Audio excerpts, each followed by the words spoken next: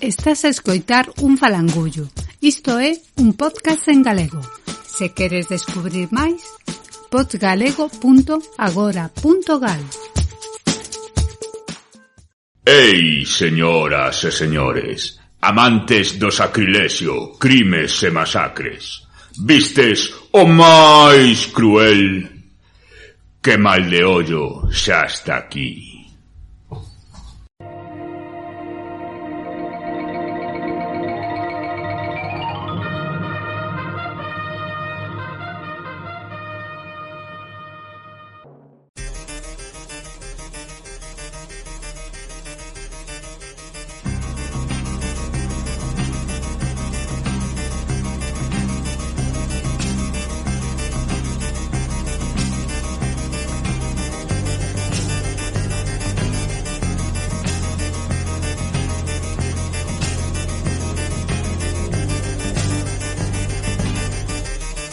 Bem-vindos, bem-vindas.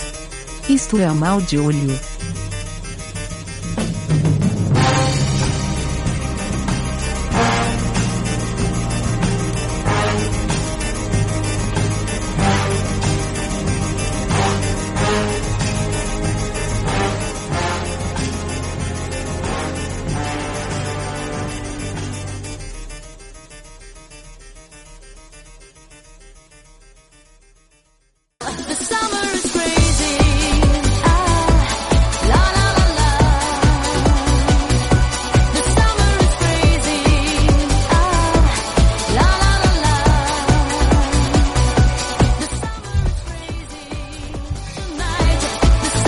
Pois sí, Maldeollas, con este musicote damos paso a previa a terceira temporada de Maldeollo, o vosso podcast galego e en galego de terror favorito.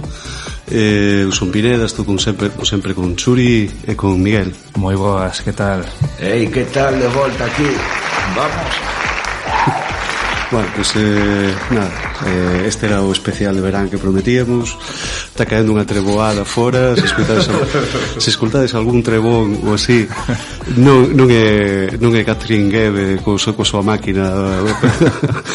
En xeral non foi un verán moi caluroso. Na Coruña polo menos. Eu fui á praia unha vez. Sí, fun esta fin de semana. Tampouco tive moito tempo por cuestións persoais. Pero fun este fin de semana en Malpica, o último día das vacacións. Fixo aí un rayo de sol. E nada, dime o primeiro e único Malpica, recomendación Malpica. Sí, nada, viva Bergantiño, sempre a morte. Correcto. Pois nada, que dicir isto? Seguro que estades aquí ouvindo este podcast grazas a un impresionante documento audiovisual que nada, que fixemos a semana pasada, así. E que bueno, que así é que se fai Jordan Peele. Bueno, chegamos aquí en plan Ari Aster e saímos en plan Claudio Fracaso. Solo Claudio Fracaso. Un golpe de realidade aí. Non é tan doado de ser cineasta. No, ao final temos que recibimos unha lición de humildade, sobre todo cando fixemos aí mil malabares coas luces e non sei que para dar así un efecto neoyalo e non sei cuántos, e resulta que todo eso podías facelo no propio programa de edición. Sí, a grúa eran as rodas dun carro de bebé, o sea, bueno, pasámoslo ben, que eso era importante. Sí. Bueno, que tal este verán? Que vistes moito filme, moito hype, alguna cousa destacable? Eu non, porque dixen, bueno, claro, durante o ano veo moitísimo terror, entón este verán vou dedicalo a clásicos que tiña pendente ver e tal. Había moitas cousas que apetecíame, sabes, que quedaron aí atrás, grandes nomes da historia do cine, e ao final, como estive tan ocupado, pouco vin tanto dunha cousa como da outra. Entón, bueno, moi afastado un pouco da séptima arte neste verán. Tú, Churi, imagino que coa túa recén estrenada paternidade non tiveste tampouco moito tempo, non? Pois mira, eu estaba preparado para o peor desto que te din, non vas volver a dormir na vida, e bueno, por sorte debe de ser que saiu tranquiliña a cativa, e máis menos si tiven...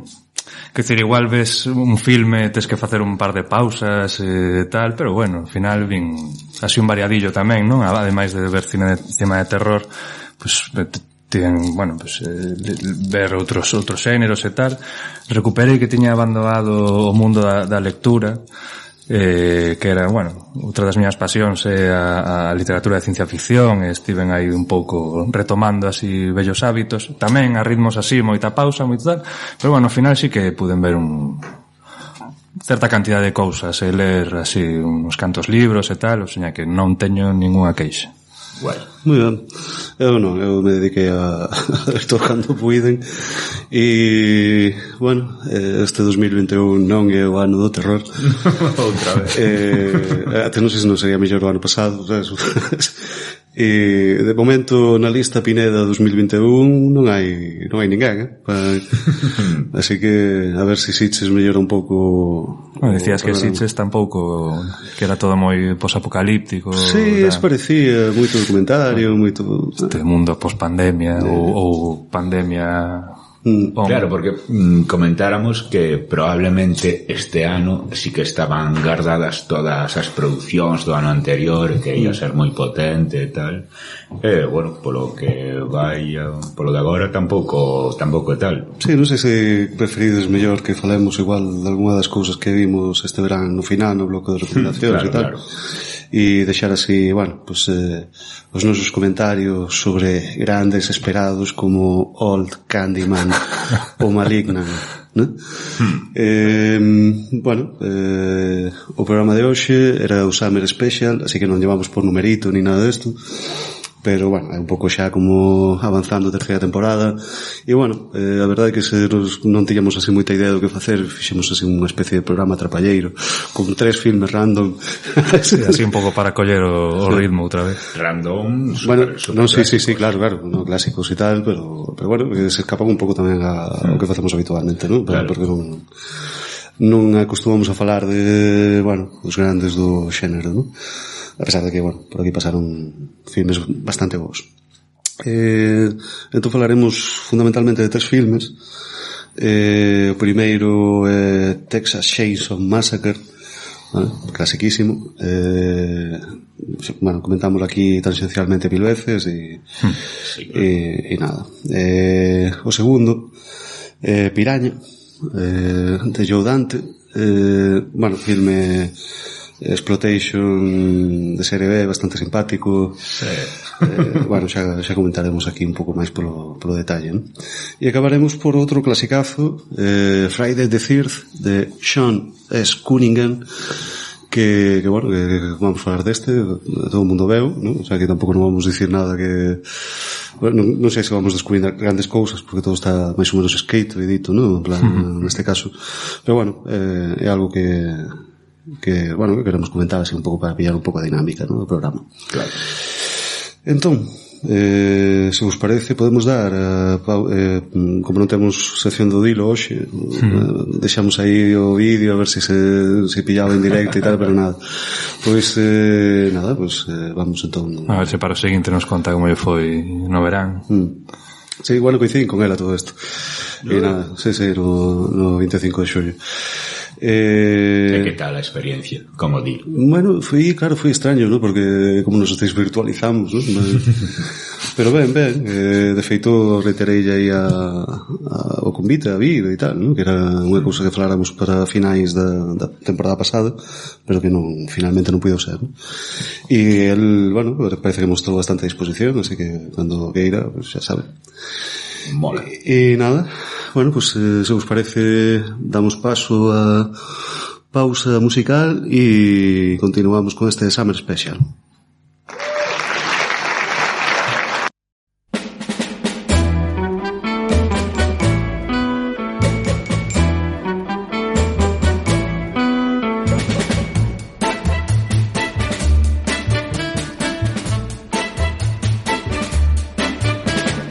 Say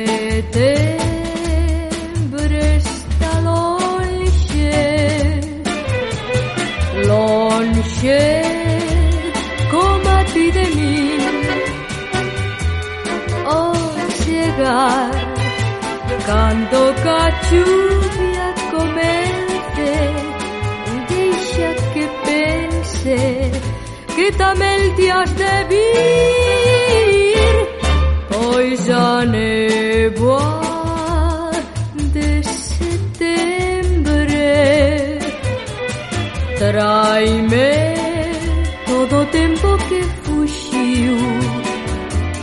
En setembro eu perdite de novo, voltarás a mí.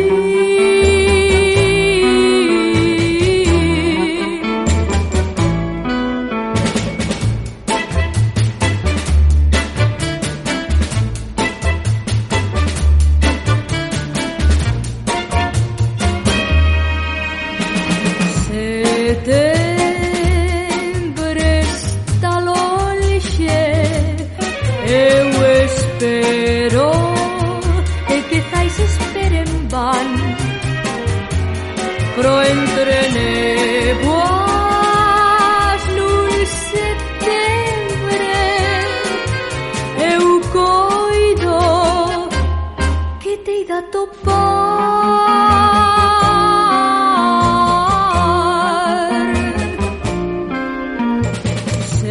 Setembro está longe, setembro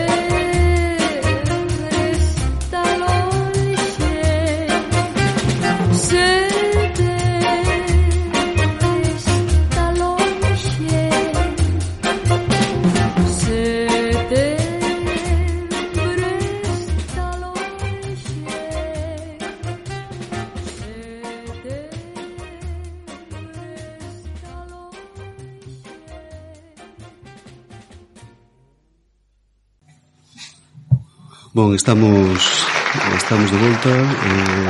Lembremos que estamos a Summer Special, edición especial verán de Mal de Ollo, dedicado a 3 filmes que de alguma maneira se desenvolven nesta estación do ano estival. Comezaremos por Texas Chainsaw Massacre de 1974, proto-slasher. A matanza da motosserra de Texas. Por que non traducirá? Pois nada, que dicir desto?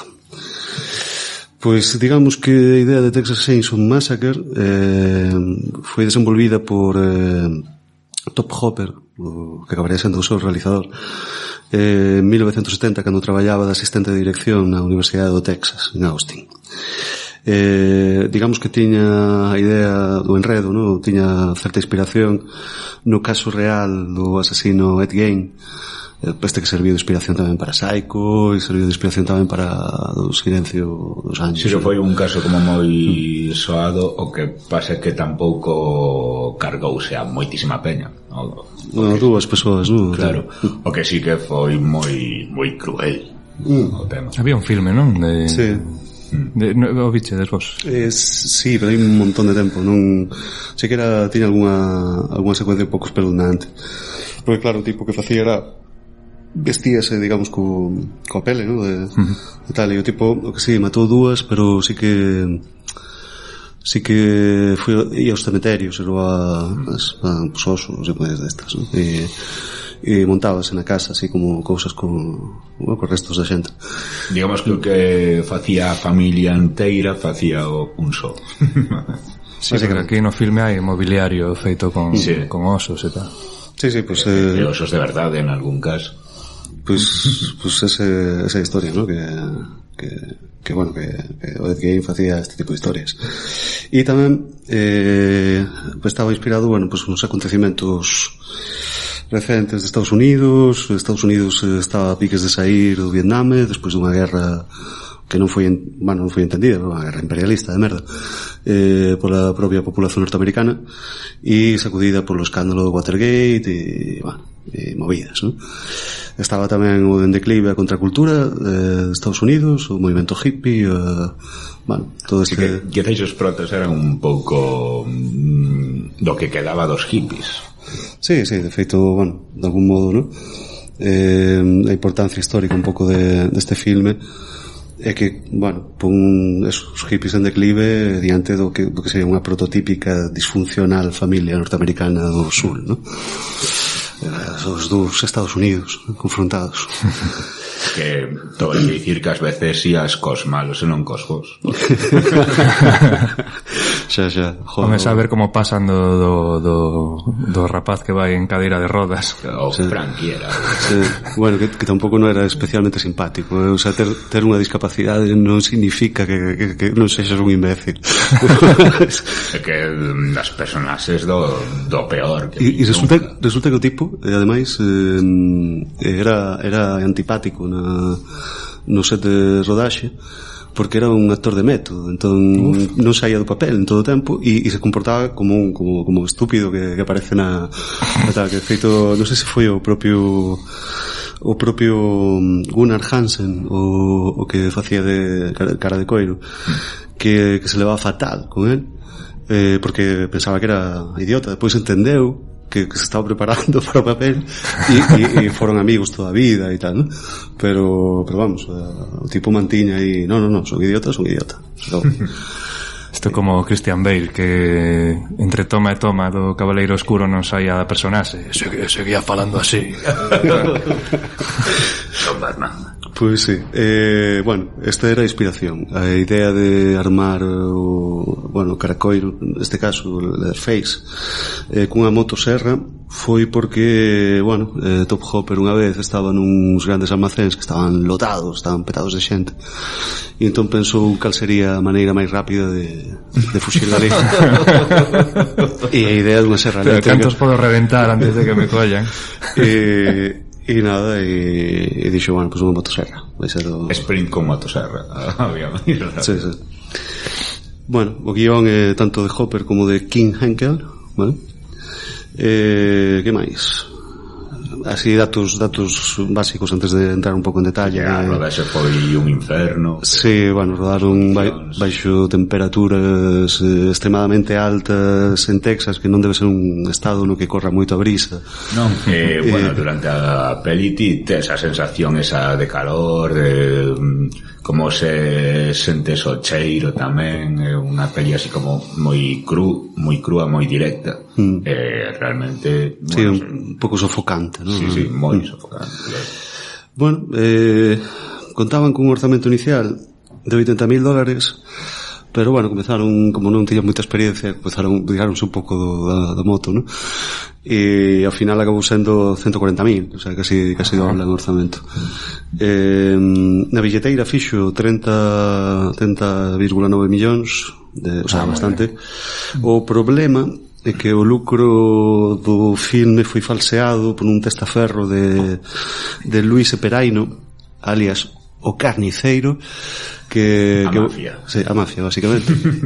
Que, bueno, que digamos que se ocupou da distribución do filme para un pouco lavar o diñeiro, que ademais era lavar o diñeiro de outro filme que produciran anteriormente, que non era outro que Garganta Profunda. O sea, filme pornográfico clásico do porno, sí. Sí, porque este grupo mafioso investiu na peli, e claro, quedouse cunha porcentaxe, e ademais en todos os cines nos que se presentaba a película poñían a súa xente, é dicir, a súa xente nas billeteiras, co cal falseaban moitísimo. Quizáis unha recaudación de $10,000, pois declaraban que fora 2,000. Isto é como no Soprano, cando se poñen a producir filmes de terror, ¿no? Claro, estará inspirado aí probablemente, e non se sabe en realidade canto chegou a recaudar. Agora que mencionas o filme do Soprano, a verdade é que un especial para un futuro e tal podería ser filmes de terror na ficción, ¿vale? O sea, filmes de terror que non existen, que só existen eso. Adelante. Paseivos ademais unha páxina, ¿no? Durante este verán e tal. Que non sae, por certo, do Soprano. O sea, que o Soprano é un contributo noso. Sí, non, eu teño un par que non saen aí que... Que me gardo aí. A ver que vos parece. Tiburón 23. Pois, bueno, xa para completar así os datos máis así superficiais do filme, temos que os actores son Marilyn Barnes, que fai de Final Girl antes de existir en as Final Girls como tal, Paul Apartain, Edwin Neal, Jim Sido e Gunnar Hansen, neste caso, que fai de Leatherface, non? Sí, porque este filme non é un slasher, aínda que logo quizáis as secuelas sí que... Si, tío, máis do que xa están feitos cando o slasher como o xénero xa está consolidado, non? Sí, bueno, é un precedente, un proto-slasher. Sí. Bueno, o filme, sinopse así breve, un grupiño de rapaces New Age, tal, van en furgoneta a unha zona rural do Texas porque unha dos seus componentes, bueno, que está interpretada por Marilyn Barnes, bueno, pues digamos os túmulos da familia foron saqueados ou vandalizados de algún modo. Entón, bueno, pues aproveitan, se quedan por ali e, infelizmente, os seus camiños cruzanse a familia Sawyer, bueno, unha familia fodida, digamos, ¿no? Que eran antigos carniceiros, matarifes, que pola industrialización, bueno, eso un pouco o tema de avanzar tecnolóxicamente na industria, eles quedaron sen traballo, porque dedicábanse ao sacrificio das reses de forma manual, é dicir, a martelazos na cachola. Claro, logo, como explican aí, pasouse a utilizar armas de aire comprimido. Entón eles foron para a rúa e foi, digamos que estes crimes teñen un pouco que ver ca vinganza contra a sociedade. Sí, digamos desposuído. A primeira víctima recibe un martelazo, non? Un golpe de maza que queda aí. Sí. Bueno, tiritando no chan, me dá unha grima que... Sí, pareceume moi violento ese momento de que está aí tiritando e logo a violencia coa que pecha esa porta corredeira de metal, eu quedeime moi impactante. É unha maneira tamén de xogar un pouco coa imaginación do espectador, ¿no? Porque unha vez que fecha a porta, ¿no? Pues, o pior que... bueno, en cada cabeza está o pior que lle pode pasar a ese rapaz, ¿no? Acaba de entrar aí inocentemente na casa. Sí, e logo non queda curta a imaginación Pero bueno, eso, queda aí convulsionando no chan, a mí me dá unha grima. Cando, de feito, bueno, este filme sobre dicer que tivo 1000 problemas, bueno, entrou nas videonastis, acabou por entrar nas videonastis do Reino Unido, bueno, follóns. E non é un filme especialmente sangriento, non é un filme que teña sido sangue, quitando tal vez o final, que a protagonista acaba embadurnada, un pouco de sangue, tal. Mesmo cando, non sei, cando engancha unha das rapazas a un garfo destes de tal, unha escena durísima tamén, non hai sangue, o sea, suxírente que está sangrando porque hai un cubo debaixo, pero tú non ves sangrar a rapaza en ningún momento, ¿no? Sí, pero no imaginario colectivo quedou como unha peli moi sangrienta, moi gore, e cero gore, en realidade. Será porque, bueno, comeza con unhas letras, non? Que di, como que intenta vender que foi verdade, unha historia real e tal. Sí, como Fargo, ¿no? Sí, porque comeza como unha especie de documentario, un documentario na que eso hai alguén dende unha radio quizáis ou un noticieiro de televisión que está narrando o acontecido.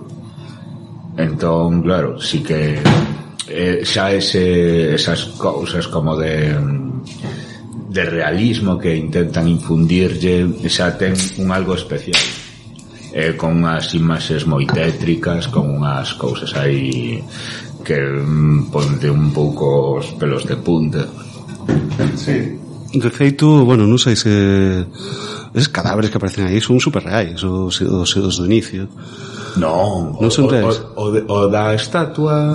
Sí. non, ti fixaste nas mans e son mans de 50 centímetros. Vale, no, porque a mí me impresionou xa de entrada, digo, joder, que son moi desagradables. Eu ao principio tamén quedei así un pouco masqueado, pero se ves as mans, son unhas mans moi reais. Normalmente unhas mans dun cadáver en descomposición tenden a ir para baixo, a facerse máis pequenas porque perden auga e tal, se non están en un ambiente húmido, pero que esas mans eran moi gigantescas, aí estaban un pouco feitas raras, dun modo moi raro. Hostia, as que si eran reais, que eu pensaba que era unha flipada tal, eran os de Poltergeist, ¿no? Que tamén é de Top Hopper o filme e tal. Sí, pero bueno, eso... Eu, polo que lín, pues, ao parecer sí que... Sí, bueno, en esta, na Matanza de Texas, sí que hai unha lámpada aí no interior da casa que sí que dixeron que a compraron aí en un sitio hindú porque era moi barata, era de osos reais. Bueno, eso... Bueno, non sei se viste eso. Hai unha serie que se chama Cursed Films, que, bueno, non é especialmente interesante, pero, bueno, fala de dos filmes que supostamente están malditos e non sei que, ¿no?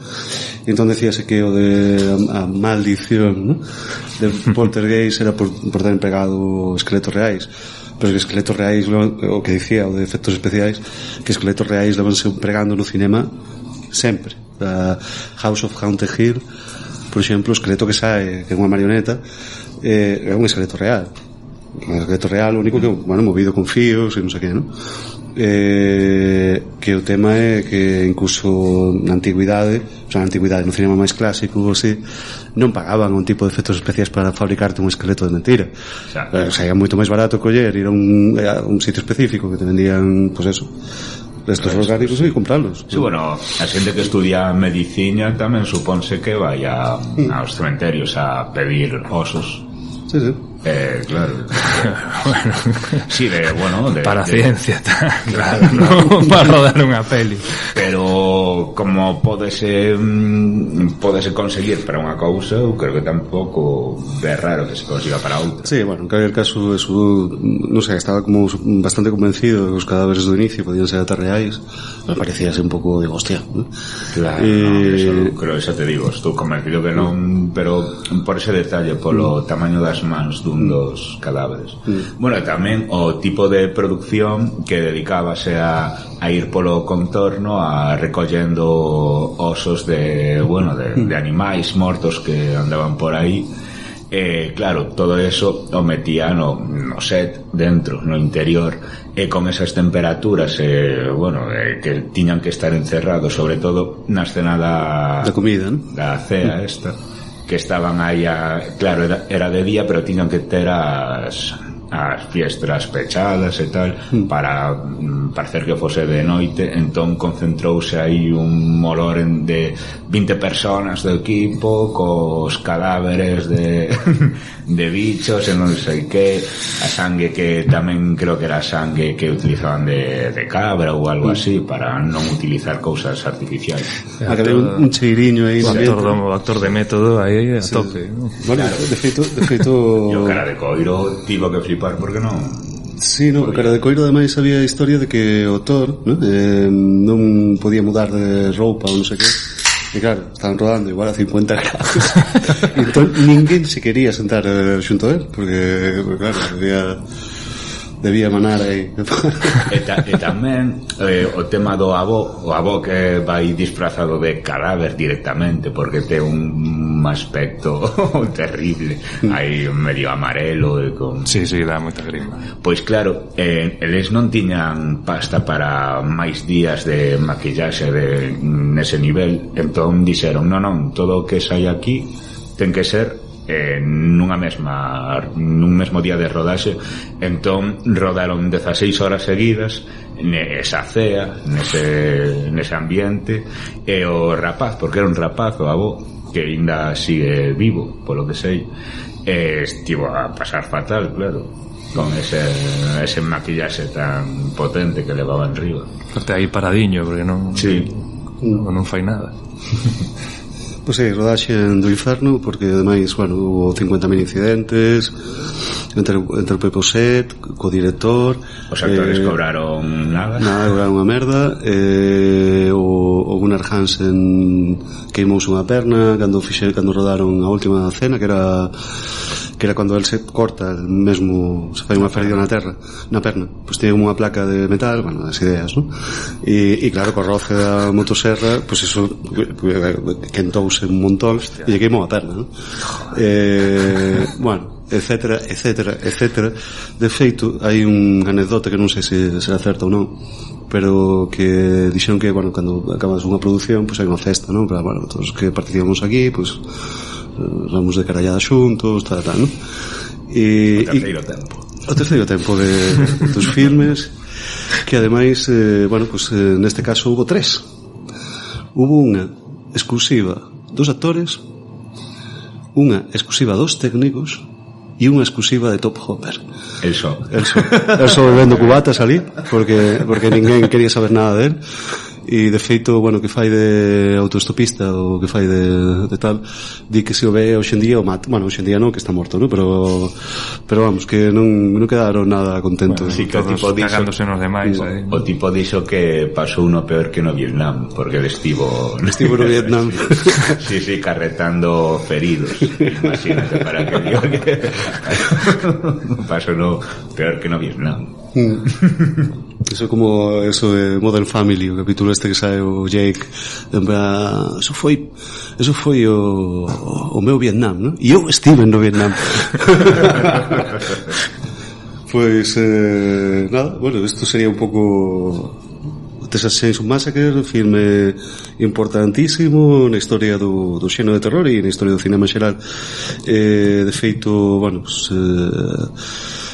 digamos o trazo das influencias de Texas Chainsaw Massacre vese até os nosos días por exemplo os filmes de Rob Zombie, de feito do que falamos aquí nos inicios, o de As colinas teñen ollos, ese moi claramente tamén inspirado en ese tipo de terror, tanto diurno como de xente que está un pouco fora da sociedade, en ese Texas ambiente caluroso e tal. Sí, bueno, de feito había unha teoría que sei que é mentira, pero que a familia Sauer ou así chamase parecido a unha familia Sauner ou algo así, que eran unha familia de supostos caníbais escoceses do século XIV, non sei que, na cual se inspirou Wes Craven para facer os que vivían nunha cova, non? Sí, que nada, a propaganda, no fondo era propaganda inglesa contra os escoceses, pero bueno, esa historia, por lo que se ve, pues o sea, alguén pensou que podía que estar baseado neso, nada, non está baseado en nada, está baseado en It Game e ya está. Bueno, comentarios persoais, apreciacións, onde metemos isto? Bueno, metería directamente en recomendación por ser a peli que é, a historia que ten, bueno, como está rodada. Eu tiña o recordo de tela visto, pero non. Eu o que creo que vin no seu momento foi o remake de 2005. Claro, eu tiña ese recordo cría que a vira, pero ao ver esta peli sorprendeume moito, a pesar de que ten algún momento quizáis que baixa un pouco o ritmo, que é unha peli boísima, que meteste no ambiente, que eso que ti sintes o calor, sintes ese cheiro que comentábamos antes, e que unha peli moi fría, que como non te esperas é dicir, moi fría no sentido non ten alivio cómico, non ten claro que eso, a pesar de que sí que eso é sobre todo ambiental, vai preparándote, pero como que cando pasa non ten ornamento, non ten pum e pum. Feito cando ela está sentada á mesa, non, coa familia, hai un momento que ela pega un berro, non, e todos mudecen e miran para ela, non? É un cadro pero espectacular. Que ben grita, que probablemente é porque estaba a pasar fatal, de verdade. Pero sí, bueno, Scream Queen de pleno dereito, de feito na continuación Texas Chainsaw Massacre 2, tamén dirixida por Todd Hopper. A actriz principal, que é outra, non é Marianne Barger, non retorna a saga. Estaba previsto que retornase para unha continuación que iban facer agora, pero que mercou Netflix os dereitos do filme para facer unha continuación directa do sí, querían que participase isto, non? Pero morreu, non sei se o ano pasado, sí, o sea que non vai participar. Igual o seu cadáver. Sí, igual o esqueleto e tal. No, a cuestión é que esta o que dicía Sofía Liasich a recibir o premio de unha carreira e tal, unha carreira que estaba composta por Texas Chainsaw Massacre, Leprechaun 4, bueno, máximo respeito para a señora, ademais se vía unha chafa aí de Texas importante. E o que dicían que o casting, que era a menor de idade, que fora co súa mai, e o casting era a gritar, a que mellor gritase, pues, se quedaba co papel e foi ela, e así iniciou pues, a súa carreira meteórica como... Eu xa non vin as continuacións e tal, pero sei que hai varias que son continuacións directas da primeira, ou que obvian a segunda e a terceira, logo hai outra que si conta coa segunda e a terceira. Sí, é un pouco caos, e de feito eu creo que se perdeu un pouco o espírito do filme original, porque o filme original tes todo este contexto social de depresión económica, de ambiente cultural en crise, tal, que o resto non ten. De feito a segunda, mesmo continuada polo mesmo director e tal, é unha comedia realmente, que esta non ten nada de comedia. Pois a continuación é casi paródico. Bueno, é o baileciño final de... Pero con a motosierra entrañable, sí, no sé, que casi se carga o equipo, porque o tipo non vía a máscara, tapáballe a visión periférica, e entón comezou a dar voltas aí con motosierra, e todo joven, sigue grabando. Si entre a risa nerviosa en estado de locura, acabamos a rodaxe. Ese baile si o final é moi potente, sí. Bueno, en tu caso, Churi, comentario persoal, reflexión, recomendación, prevención. Si, nada, recomendación, sobre todo, porque eso, non? Un protoslasher ten pues, un certo valor, é o que decíades, me parece super agobiante, non hai alivio cómico. Bueno, se ve que un filme pequeno, non? Ainda que contaba con que tivera menos orzamento, non sabía que tiña tanto. Pero nada, bueno, que por ali, por esas terras siguen ben fodidos, porque agora aprobaron esa lei antiaborto, entón, pues, as cabeciñas por ali siguen moi quentes. Sí. Nada, pues a ver que tal esa nova continuación que van facer agora. A ver. Pero sí, vamos, recomendación, sí, ten un par de momentos moi duros. Eu xa avanzo que é super recomendación, é de feito un dos meus filmes favoritos, o cual é curioso, porque cando a primeira vez que vin este filme debía ter 9 anos, así, e, bueno, me pasou con outros tamén, no? Que tiña un pouco a miña idea do terror era o slasher do 80, e entón, cando vin este, pues, non me... deixoume igual, ¿no? Foi cando reví xa de máis adulto e tal, xa reví 50 veces máis. Fodes, un filme tremendo, sabes? Un filme super atmosférico, soalleiro, asfixiante, bueno, unha maravilla. E de feito probablemente sexa o mellor que ten Todd Hopper en toda a súa carreira, porque bueno, fora de Poltergeist Poltergeist non é esa da súa. Sí, bueno, al final como toman Spielberg. Bueno, eso é un rumor tamén. Non sei, Sí, a ver, creo que está bastante confirmado entre, bueno, o equipo e todo isto. Tamén hai que contar que Porque estaba enganchado a heroína, ademais. Que Tom Hopper durante a rodaxe de Poltergeist o apartaron un pouco e Spielberg estaba polo rodaxe sempre. Pero non sei, eu teño dúbidas con respecto disso. De feito, non deixa de ser un rumor, e xente que traballou no filme di que non, que Tom Hopper andaba por ali e xa está. De Top Hopper hai outro filme que teño así... Bueno, teño que volver a velo porque vinde fai moitísimos anos, que era Life Force. Son uns astronautas que atopan unhas mulleres ultrasensuales no espacio nunha especie de cápsulas, e ao final é como unha especie de, bueno, reventar o filme, non? Pero digamos que acaban como seducindo, meténdose un pouco como unha invasión, non? Así silenciosa e tal, era como unha cousa vampírica e tal. Sí, a ver, Tom Hopper lembro que me impactara moito de pequeno. Tom Hopper ten moi mala, non sei, non ten moita sorte coa crítica e tal, pero a ver, ten algún filme, o sea, non ten morralla só, ten algún filme que é un pouco cuestionable e tal, pero ten Funhouse, que é un slasher, bueno, bastante decente. Ten, o que sei, Silent Slot, bueno, a adaptación esta de Stephen King, que bueno, que ten momentos bastante escalofriantes e tal, non sei, ten cosiñas, entón, bueno, non sei, tamén o terror é moi fácil que un director de terror non se lle tome en serio. Sí. Entón, bueno, non sei. Bueno, calquer caso, super recomendación, Matanza de Texas. E entón vamos con o noso segundo. Bon, e o noso segundo filme non é outro que Piraña de 1978, se non me equivoco. Sí. Primeiro filme solitario de Joe Dante, xa codirixiu anteriormente outro filme, outros xéneros e tal.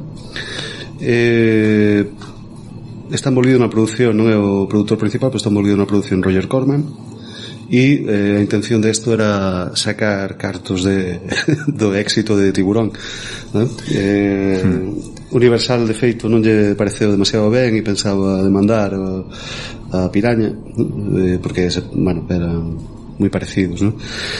Pero aquí entra Spielberg e intercede porque, bueno, di que lle encantou o filme, non sei que, entón Universal como que se botou medio... Bueno, curiosamente, máis adiante Spielberg produciría filmes dirixidos por Joe Dante, Gremlins, por exemplo. Sí, bueno, serían amigos xa de antes, non? Xa meu colega aí.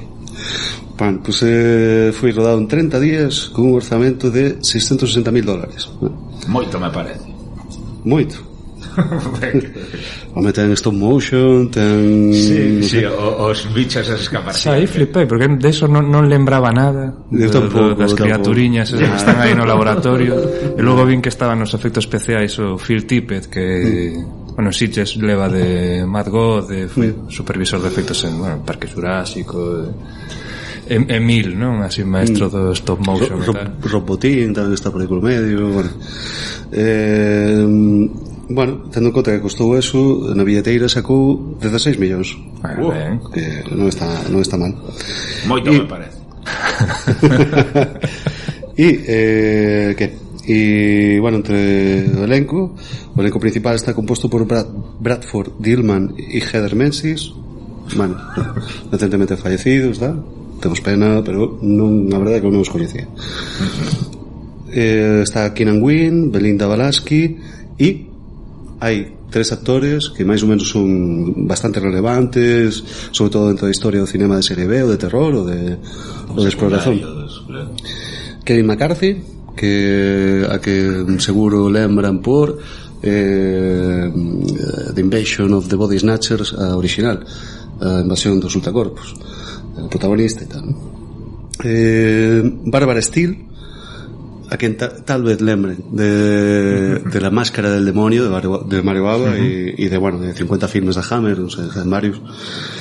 E Dick Miller, que tamén é outro clásico do... Dick Miller era o que comía as plantas en en A tenda dos horrores de Roger Corman. Sí. E que logo, bueno, pues se ve que actor un pouco fetiche tamén de Joe Dante, non? O sea, en Gremlins, Exploradores, sí, un segmento de Os límites da realidade, Terminator, It's a Good Life, que é un pedazo de unha pedazo de curta de Joe Dante. En Terminator tamén. Terminator, o que lleven de as balas efectivamente. Sí, Que, bueno, yo antes traballaba de editor para filmes de bueno, produccións de Roger Corman e tal, o sea, xa se rulaban a xente, digamos.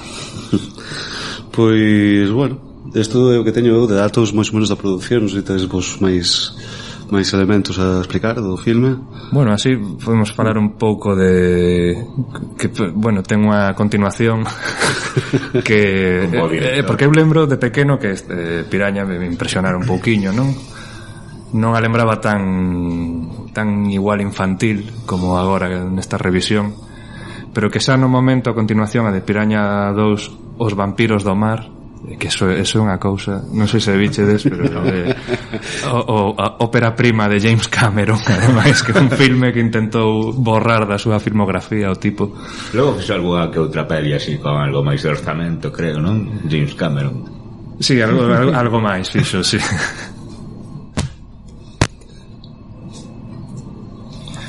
E bueno, que ese filme o de Piraña 2 porque volve a ser un proxecto militar, non? Onde queren utilizar as pirañas pois como un arma e consiguen que, pois eso, que saian da auga e revoloteen por aí felices, sí, aniquilando a xente. O proxecto tamén volvemos a ter Vietnam, que era que querían infestar os ríos de Vietnam de pirañas asasinas para, bueno, matar aí aos Charlies. Sí. Bueno, non explicamos a sinopse, pero a sinopse é tan absurda como que, bueno, unha parella de namorados, de amantes, bueno, de rapaces, ¿no?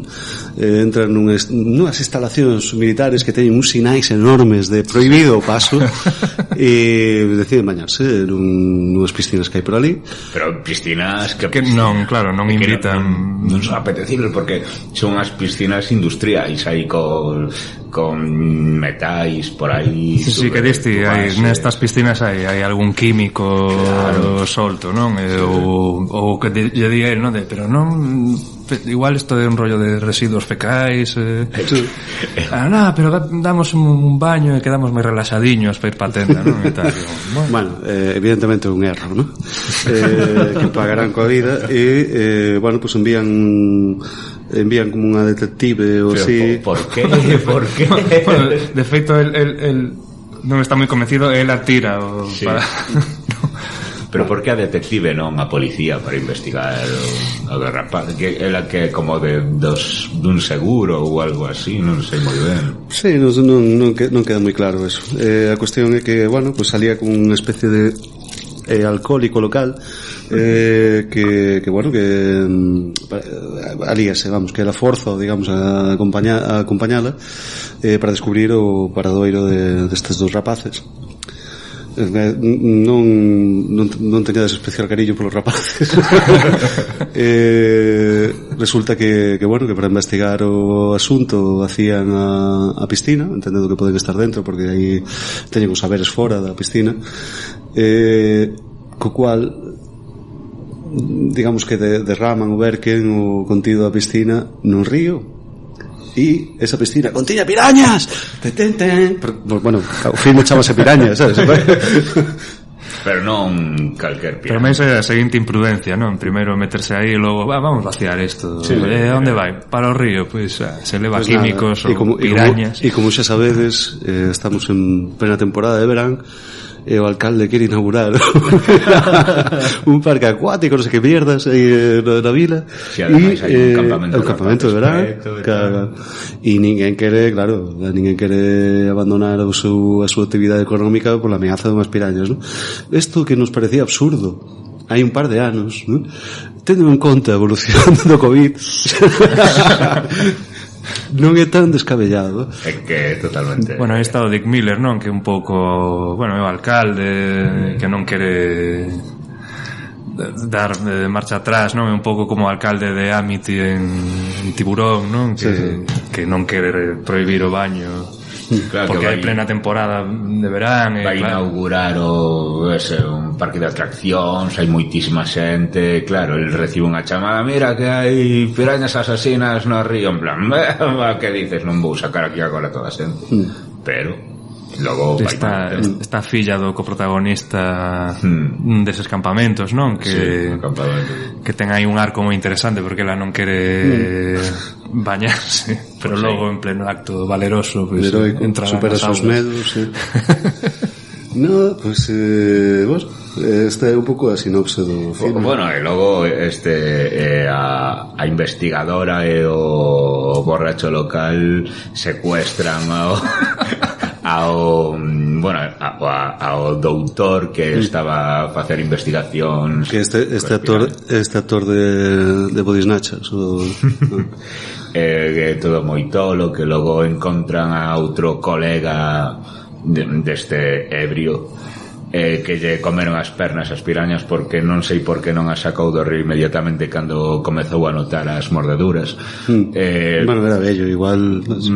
Vale, pero encontran o cadáver que de algún modo arrastrouse sen pernas non, só co esqueleto das pernas ata uns metros máis terra dentro, vai a encontra o tipo e di, bueno, vou a por unha pala para enterralo aquí en vez de avisar as autoridades. Nese sí, ademais sabía non hai servizos funerarios, non hai nada. Sí. E entre traballo de feito, bueno, a fuxida da celda e tal, moi pintoresca. Bueno, e a fuxida da tenda de campaña onde están secuestrados polos militares. Hostia, sí, en aquel momento non daba crédito. O sea, vai aí a seducir ao militar, non? Ese gay. Bueno, pues entón vou. Plan perfecto. Sí. Nada, bueno, pues non sei se... Pois xa estaría. Xa estaría, non? Bueno, por certo, se queredes facer algunha pregunta ayudante, vai vir a Galicia en outubro, vai a recibir o premio de honra no Festival do Imaginario de Curtas. Vai estar en Vilagarcía, teño que as datas, do 22 ao 31 de outubro. Así que ainda estamos a tempo de pedir acreditacións. Vilagarcía, o podcast galego e en galego de terror é mal de ollo. Sí, Vilagarcía da Lousa, e vai ter ayudante. Pois eso, unhas acreditacións non estaban mal, que logo temos pelis, o Chip Prodigioso está moi ben. A de Non matarás o veciño, eu lembro ese filme de Tom Hanks e tal, que de pequeno me daba unha tristeza pero brutal, non? Cando hai o plot twist al final. Sí, non, bueno, un pouco... É o primeiro filme.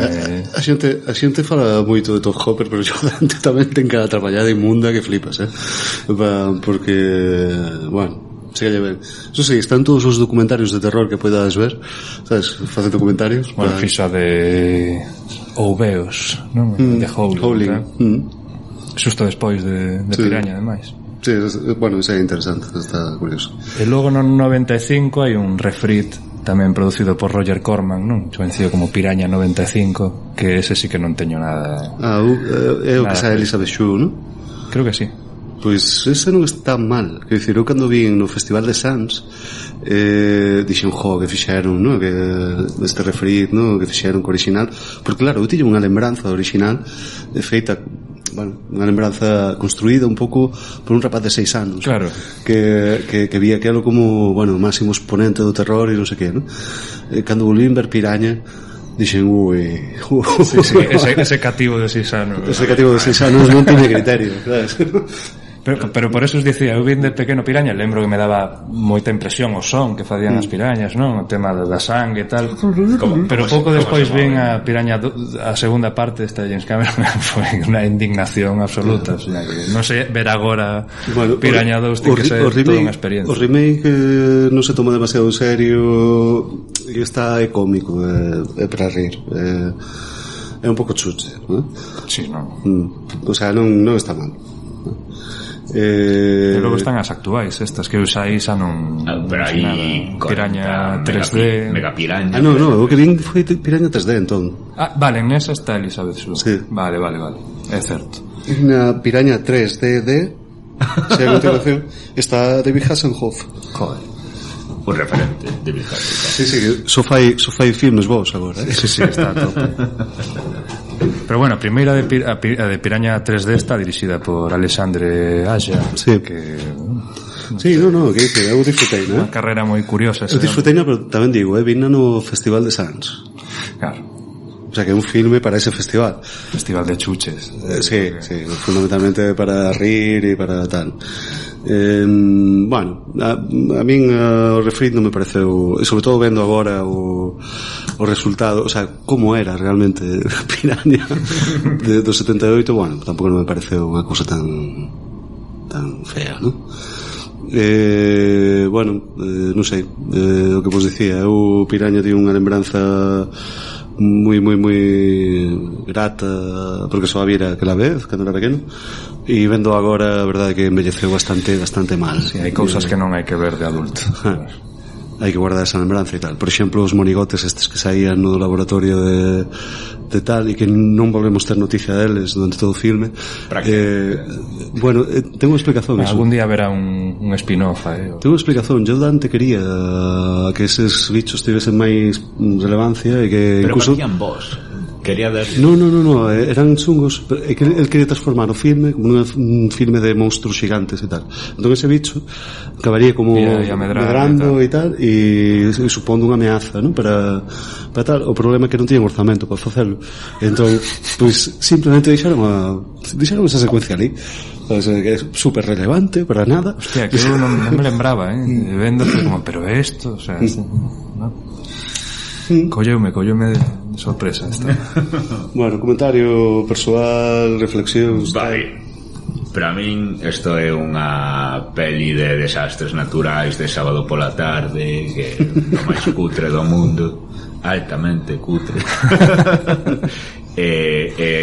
Ademais remata como a metade da peli, é dicir, é como que salvan unha situación a estrutura normal da peli sería que logo fosen a rematar coa amenaza e tal, pero non remata con é dicir, sacan a xente da auga e remata a peli. Aspirar non pasa nada, aí quedou. A ver, isto é para min prevención do modo que, bueno, a peli terrible, pero bueno, decir, pero tamén é divertida, é bueno, tamén un clásico, é algo que, bueno, que tense que ter en conta porque foi, pero sí, a ver, a peli mal eu diría que prevención. Eu voulle dar un me polo cariño, porque son apaixonado de Tiburón. Este pues me parece que está feito con toda a intención, porque Roger Corman é o mellor. O sea, que sería do cine, claro, sen Roger Corman, ese campo de probas para tantos directores. Que estaba Roger Corman, pero non me estrana nada porque sí, bueno, é o seu tipo, non? É a súa historia. Pero bueno, xa vos digo, hostia, non a recordaba tan tontorrona. Sí, bueno, no meu caso un pouco igual, xa remítome ao que xa dixen, pero, bueno, eu sí que teño, bueno, estou un pouco na liña de Churi, ¿no? En plan, bueno, é divertido o filme, non é... Sí, un filme de chuche, eso que bueno, o sea, non é un bon filme, pero un filme que eu poño nun me, porque prevención para min é como, vexas esta merda, ¿no? Sí, e me é como, en plan, mira, esto no hai por onde collelo e tal, pero bueno, tampouco vou decir unha recomendación porque non é un filme que bueno, que sexa especial, ¿no? Sería categoría chuche prácticamente. Sí, un pouco sí, ¿no? Sí. De feito, bueno, dentro da categoría chuche sería dos millores, porque os tres que vimos tal. Sí. Bueno, Willy's Wonderland tamén estaría un pouco aí. Claro que é moi diferente das outras dúas chuches. Pero sí, bueno. Pues, bueno, esto sería un pouco Piraña. Entón iríamos con o noso terceiro filme. Pois continuamos con Friday the 13th, de 1980, grande ano especial no cual naceu Pineda, estrenou-se Friday the 13th. Friday the 13th é un filme escrito e dirixido por Sean S. Cunningham, con o cual este realizador pretendía pagar as facturas, era algo que facía porque, bueno, quería facer diñeiro con algo e xa está, non? Entón, visto o éxito que tivo dos anos antes, Halloween de John Carpenter, dixo, bueno, pues un filme de asesinos, seriais, tal, non sei que, silenciosos, bueno, pues vese que é rendível, porque Halloween foi un filme moi barato e moi rendível. Entón dixo, bueno, pues vamos facer unha cousa eso, moi económica e tal, e que des rendimentos rápidos e tal, non? Entón, bueno, pues a súa idea era ter pues un elenco xoven, bonito, tipo que podes sair nun anuncio de Pepsi. Kevin Bacon. Estaba un Kevin Bacon que gran actor de Kevin Bacon, que son un apaixonado de Kevin Bacon, de verdad. Pois nada, pues eran xente descoñecida, Kevin Bacon incluído, que só tivera unha produción menor anterior e tal, un rapaz. Sí. Bueno, aparte de Halloween, o sea, el quixo misturalo, bueno, o sea, non quixo facer Halloween, quixo facer unha cosa un pouco diferente, entón inspirouse tamén en Meatballs, que isto que aquí se pasou como los albóndigas, ¿no? Que, bueno, son filmes de naves, de adolescentes por riachuelos e non sei que, para, bueno, unha cousa... Sí. E bueno, Cunningham xa tiña unha trayectoria cinematográfica principalmente na pornografía e de colaboración con Wes Craven. Falamos aquí cando foi The Hills Have Eyes, pois bueno, pues quería facer algo violento, algo tal, pero que se afastase un pouco de The Last House on the Left, que se non lembramos mal, pues fora un filme moi polémico e con un detenimento, o sea, con unha certa parada nas mortes e tal, ¿no? Aquí máis cruel, máis desagradable. Bueno, é unha violencia distinta, porque, digamos, este é como un gore divertido, curioso. Bueno, a ver, eu creo que a principal... O sea, a principal diferencia xa é o body count, ¿no? En Friday the 13th penso que hai un balanzo de mortes de 11, sí. E en The Last House on the Left é menos, non sei se son 5 ou 6, ¿no?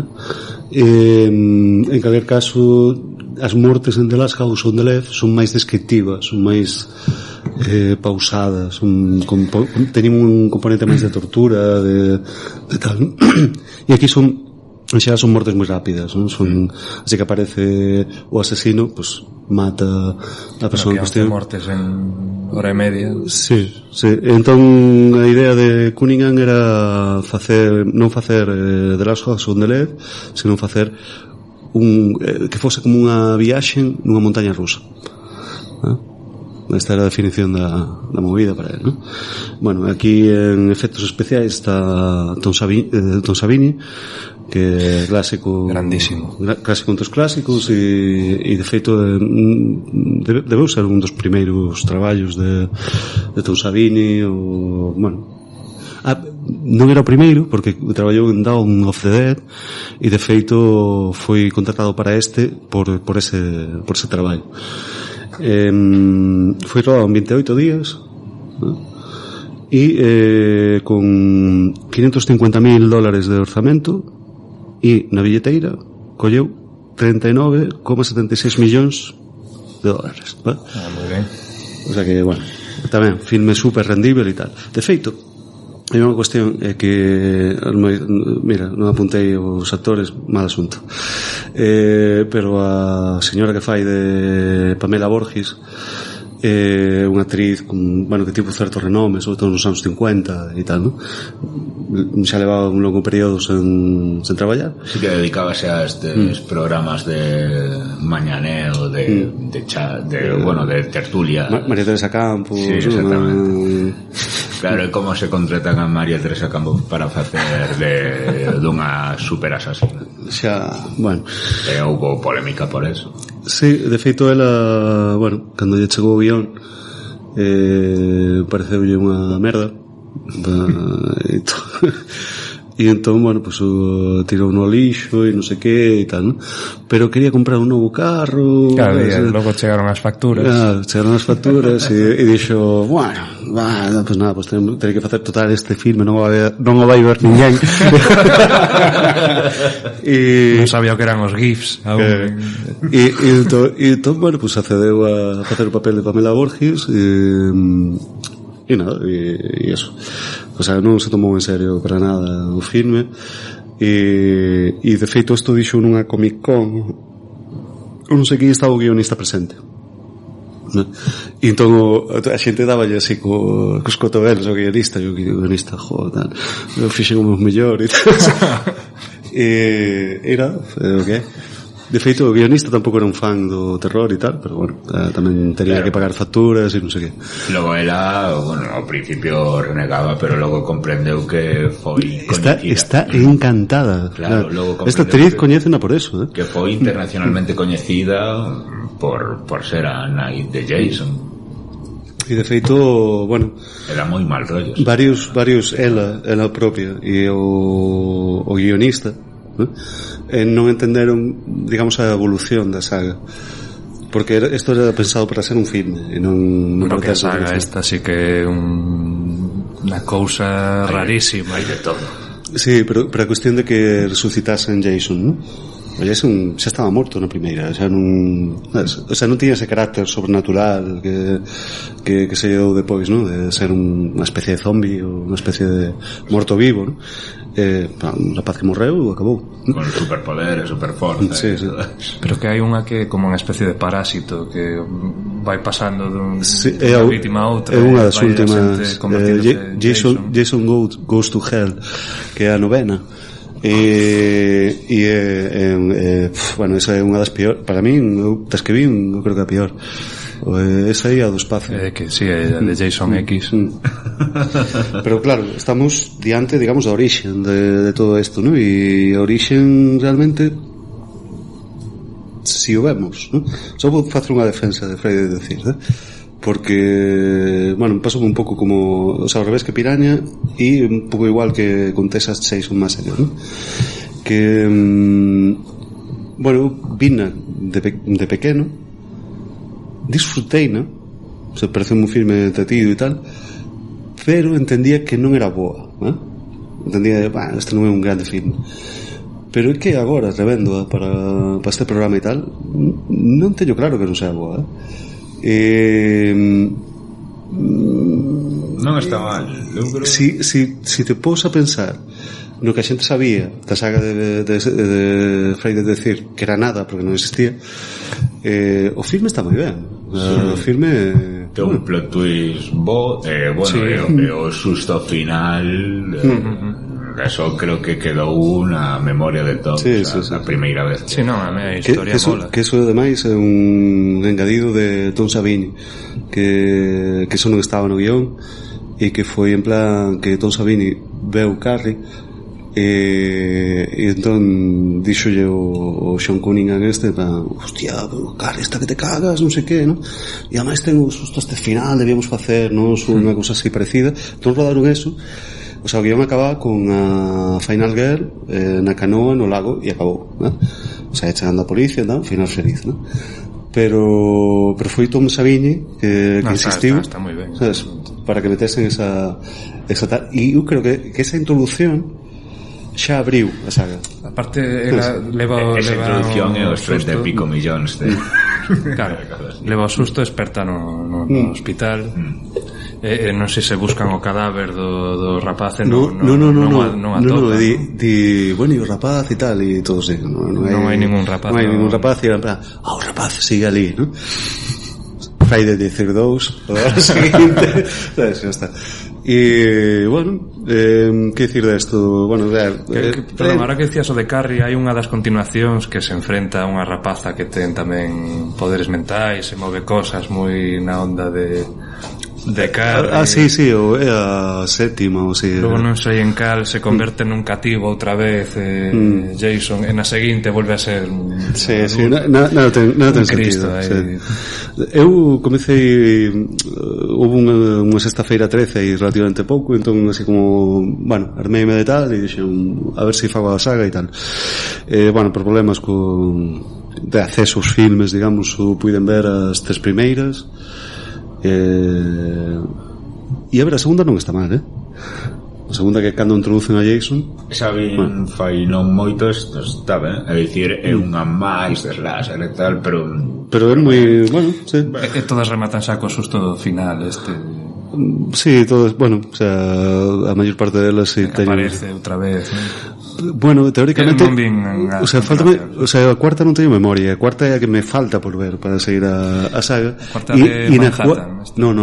A que non. A cuarta é The Final Chapter. É verdade, logo A New Beginning. Sí. The Final Chapter teóricamente acababan con él. Era como, bueno, xa, chegou, chegou. E nada, eso, o sea, bueno, non sei. Nada, esto non é nada relevante para o que era o filme original en sí, que era fundamentalmente, bueno, pues uns monitores que van a un campamento, son xente xoven, tal, bueno, van aí un pouco, bueno, pues a facer de monitor e un pouco de cachondeo, ¿no? E que? Unha banda de fornicadores e porreros que deberán ser castigados. A ver, a mí non me parece eso, este filme. Quero dicir, non me parece esto, me parece o menos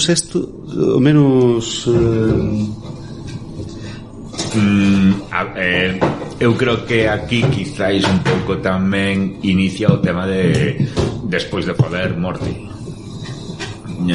Bueno, iniciado xa estaba implementado. Realmente os únicos que foden é Kevin Bacon e a outra rapaza, porque o resto non fode, o resto están por ali, montan o seu campamento, fan brincadeiras un pouco estúpidas, bueno, son xovens e tal, os xovens fan tonterías. Bueno, sí, claro. Non vexo tanto eso, eu creo que é unha crítica como que se engadiu a posteriori, porque todos os filmes que viñeron depois imitaban a este, ¿no? E entón, bueno, eso estaba en Halloween tamén, que hai un momento tamén de unha escena sexual que depois, bueno, pues, sae Michael Myers se carga a parella, pero non é tan, eu creo que é moito, é máis a posteriori, máis as súas secuelas. Sí, eu creo que sí, son máis as tal. Incluso, bueno, digamos que isto é o filme, si Halloween inició o subxénero slasher como tal, se considera máis ou menos, ¿no? Que a pesar de que hai antecedentes e tal, ¿no?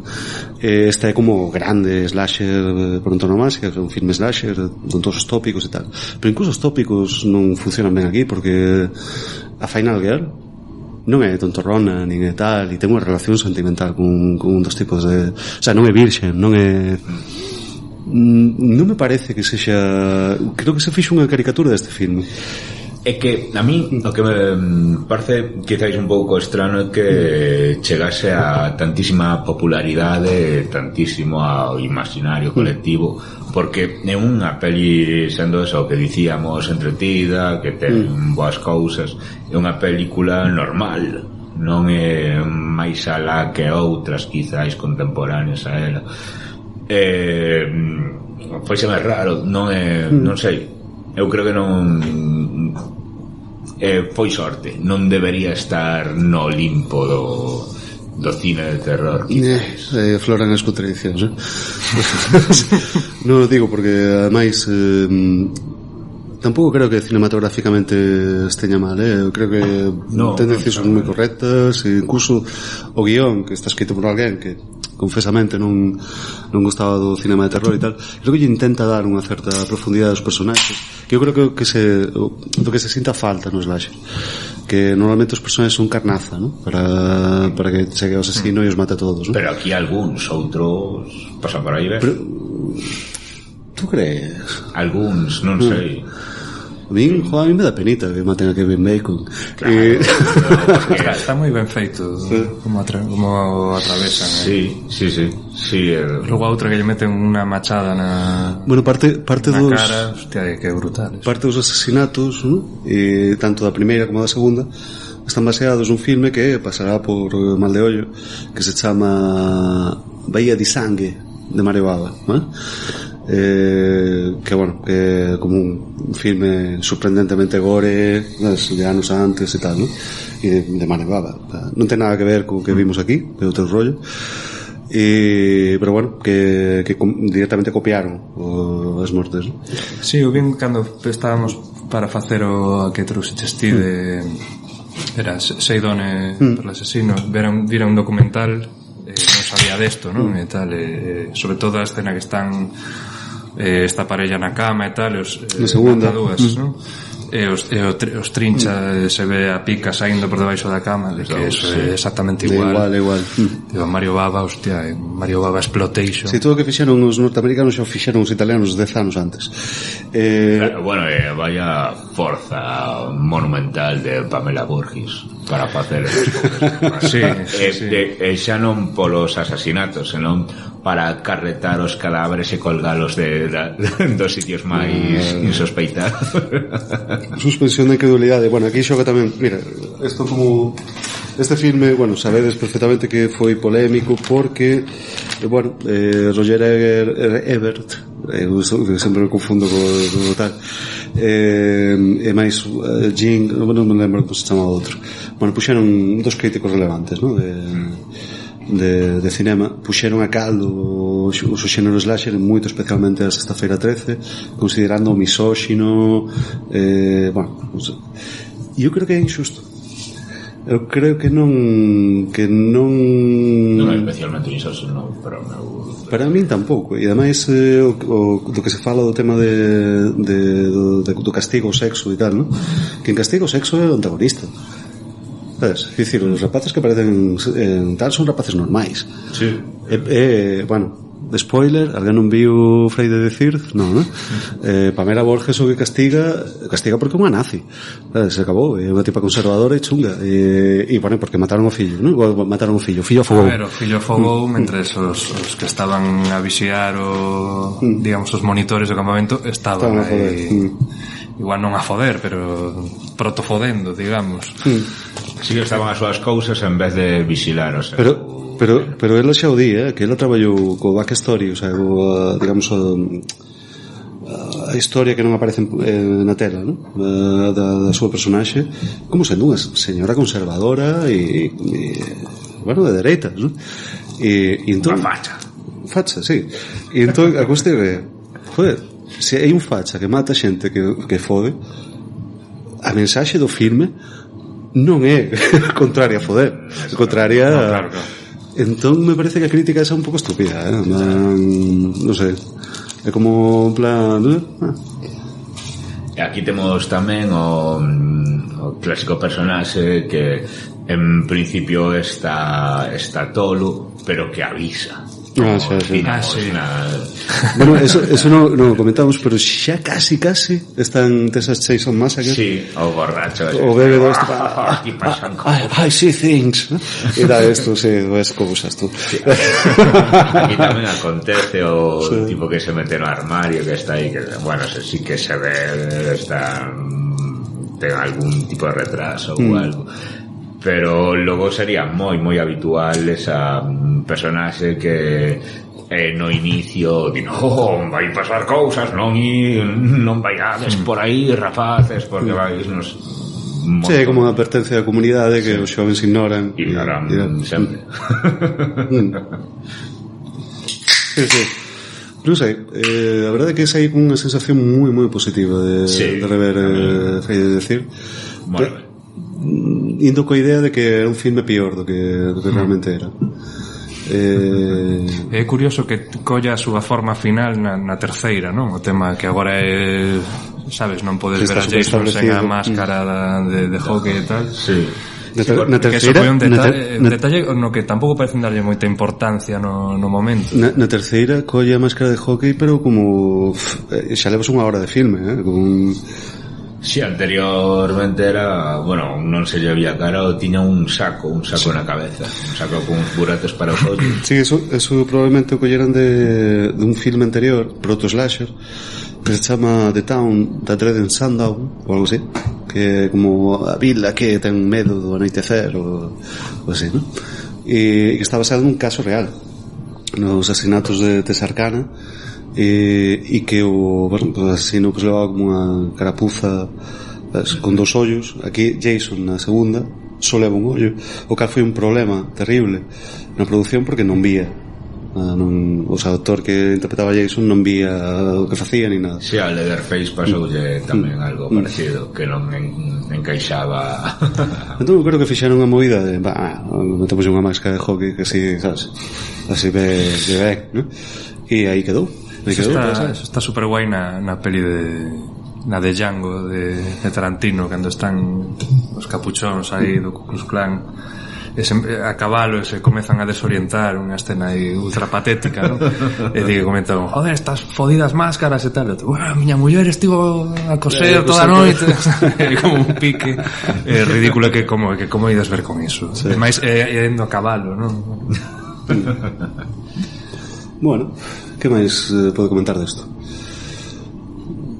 Eso non sei, xa te digo que para min eu sí que recordo vela por primeira vez e recordo levarme o sustazo final porque eu era moi pequeno cando vin esta e sí que recordo esa sensación até agora. Sí que recordo ese Jason deforme con algas do río aí collendo e flipara moitísimo. Homenaxean ese final na terceira tamén. Na terceira, de feito, copian. Eso é o mellor da terceira, A terceira esta de 3D e tal, ¿no? Que, en fin, xa comeza aí un pouco a decaer un pouco a saga, ¿no? Pero bueno, van a decaer tamén, claro, non a vi en 3D, pero hai moitos planos que non teñen sentido, que son como elementos, paus ou non sei que tal, que claro, en 3D saen do tal, pero non 2D. Isto, porque fan isto, ¿no? A cuestión é que hai un momento en que recrean ao final da primeira e tú dices, vai sair Jason das aguas, ¿no? E tal, e comezan a darte sustos constantemente, pero é un ganso que aparece por ali voando. Está sen ánimos de facer spoiler, creo que a cuarta era que realmente o asasino non era Jason. Non, é a quinta. A quinta. Non é o capítulo final. E logo a New Beginning. A New Beginning é cando reviven con... No, a New Beginning é cando meten a un que non é Jason. Vale. Tú non sabes todo o final, claro, un spoiler, acabamos de facer un spoiler aquí como a casa. Sí. Pero bueno, non hai moita diferencia, digamos, a lógica é máis ou menos a mesma e tal, e un filme bastante mauciño xa é no momento de baixón. Comentarios, reflexións persoais. Pois iso, eu si vou poñela en recomendacións porque aparte de o que comentei antes, que pareceme unha peli relativamente normal dentro do slasher, chegou a moitísima xente, ten moitas cousas, o plot twist final Pamela Burgess dá un mal rollo cando comeza a imitar a seu fillo, bueno, o da música de que é que moi guai, claro, sí. E depois todo o acompañamento que ten, como unha especie de acompañamento clásico, sí. Que é moi raro no cinema de terror e tal, no cinema de terror máis contemporáneo, máis daquela época. Ten moitísimo, ten moitísimo de Tiburón, ten moitísimo así estas cordas de instrumentos de corda, sí. E ten moitas cousas así que recorda en algún momento moitísimo a Tiburón. Bueno, a ver, unha peli que está guai, está, que non me esperes aí unha complexidade en plan Nolan, pero eso sí que lo fixeron aí como un arte de tipos de asesinatos, a ver como matan a esta vez, a ver como fan deste modo, a ver como de que maneira cruel. Está guai. Ten moito de cámara subjetiva tamén. Desto que te despistas de que sabes que o asasino polos comentarios dende a cámara subjetiva, polos comentarios das víctimas, que é alguén coñecido. En plan, que pasa aquí? Que xogan todo o tempo con eso, xogan con que o asasino vai ser un home, que non é. Xogan con que pode ser un Huyunit, co cal a reviravolta é que non é un Huyunit, vale? O sea, tú non, todas as pistas que estás recabando para saber quen é o asasino, nada, perdeste o tempo porque non ten nada que ver con eso. Entón, a mí me parece está guai, sí, innovador, vamos. Porque si cando lle cortan a cabeza a Pamela Moore, spoiler. Alerta spoiler. Ninguén veu o das mans que fan prácticamente un primeiro plano das mans.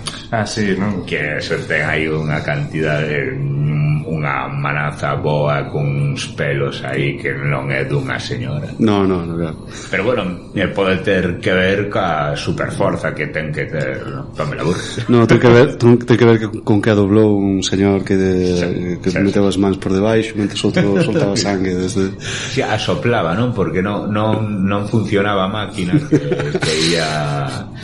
que ia facer esa función de sacar o sangue do colo. É que había un tipo aí ao final foi un... Sí, se lles pasou varias veces. Na morte de Kevin Bacon tamén non funcionaba o rollo do sangue, e entón como que lle deron hostias non sei que, e saiu aí un tal. Entón foi o plano final, o sea, o plano que quedou, digamos, na montaxe, e non era suposto ser tan sangriento, pero bueno, era. Sí, que logo vaya, coa brutalidade das mortes, todo o que conseguiron como que foi mellor do que tiñan pensado. Entón saíllos como nos co tráiler de dimos con certos problemas, queríamos pagar as facturas e ainda queremos e imos quedar moito tempo sabremos que tal o tráiler de Mal de Ollo 4. E agora tiña ganas en plan de experimentar aí con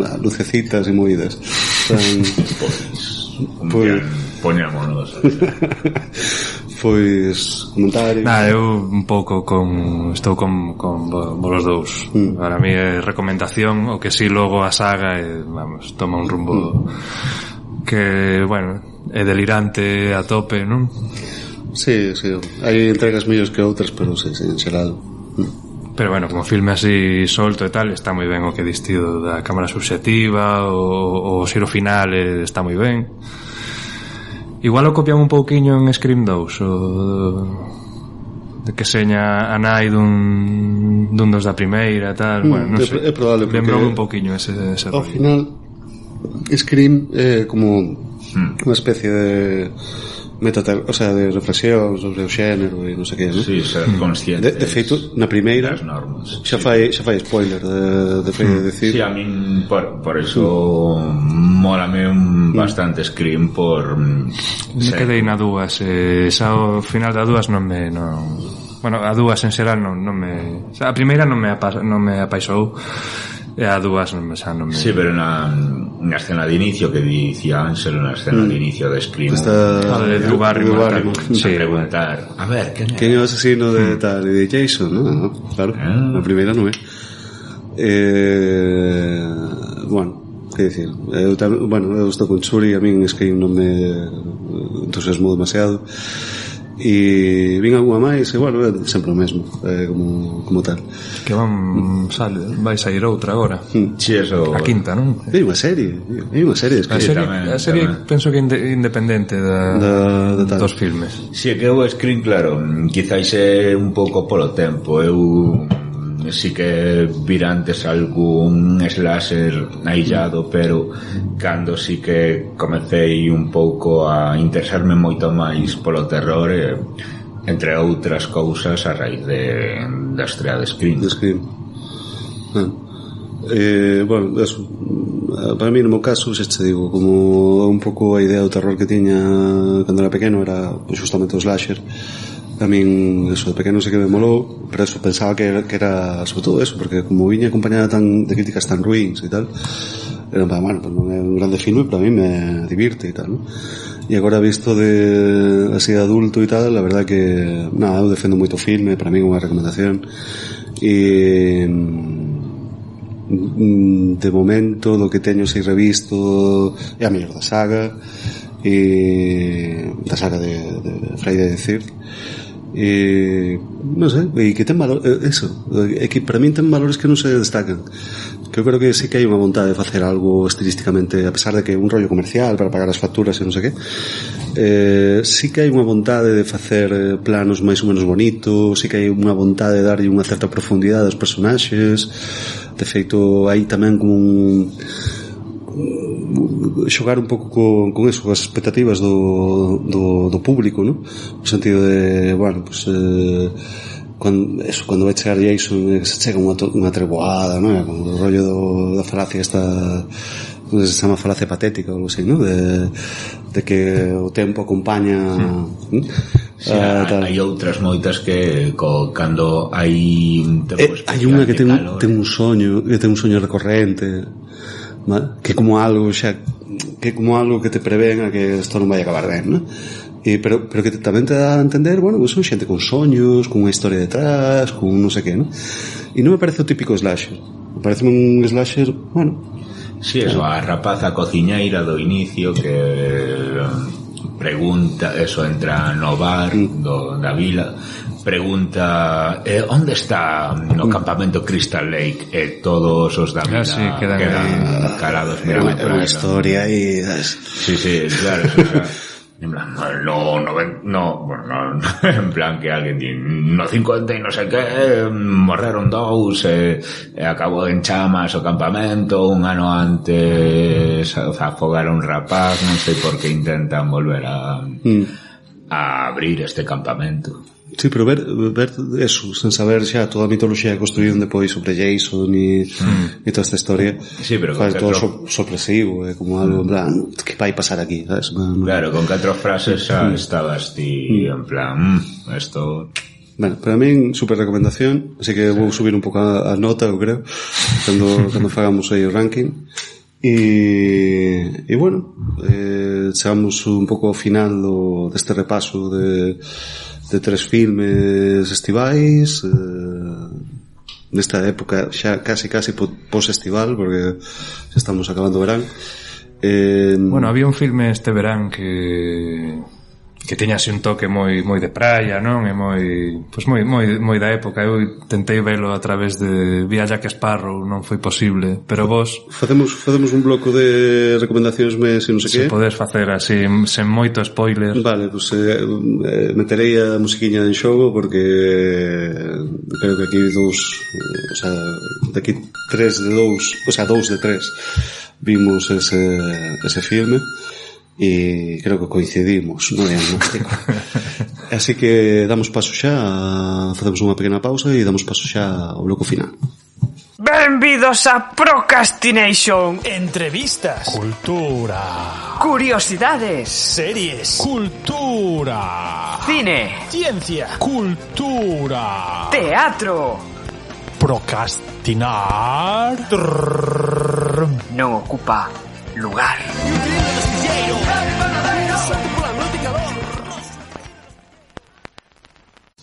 Bon, continuamos xa concluindo o Summer Special, especial de verán do Mal de Ollo, previa a terceira temporada.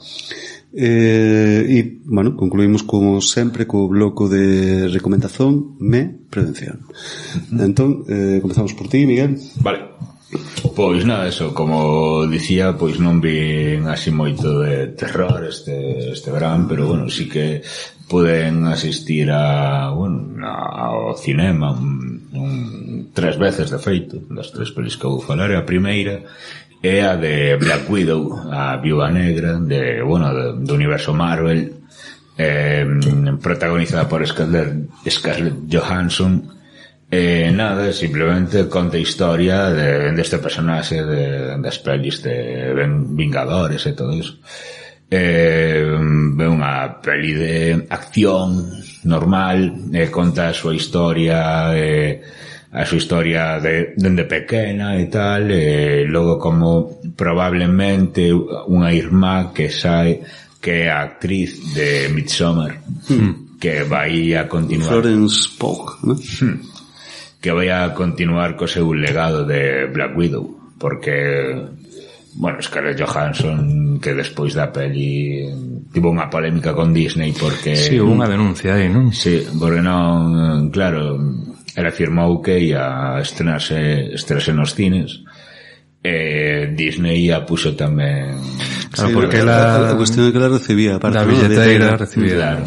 E claro, se Netflix non recibe da billeteira. Claro, Disney Plus neste caso. O irmão de Disney incumple contrato, pois mira, os 20.000 abogados de Disney, pois seguro que están moi decepcionados, non? Con Scarlett Johansson. Sí, pobres. Non sacaron tantísima pasta na billeteira como pensaban, probablemente. Foise retrasando a estrea do filme infinitamente.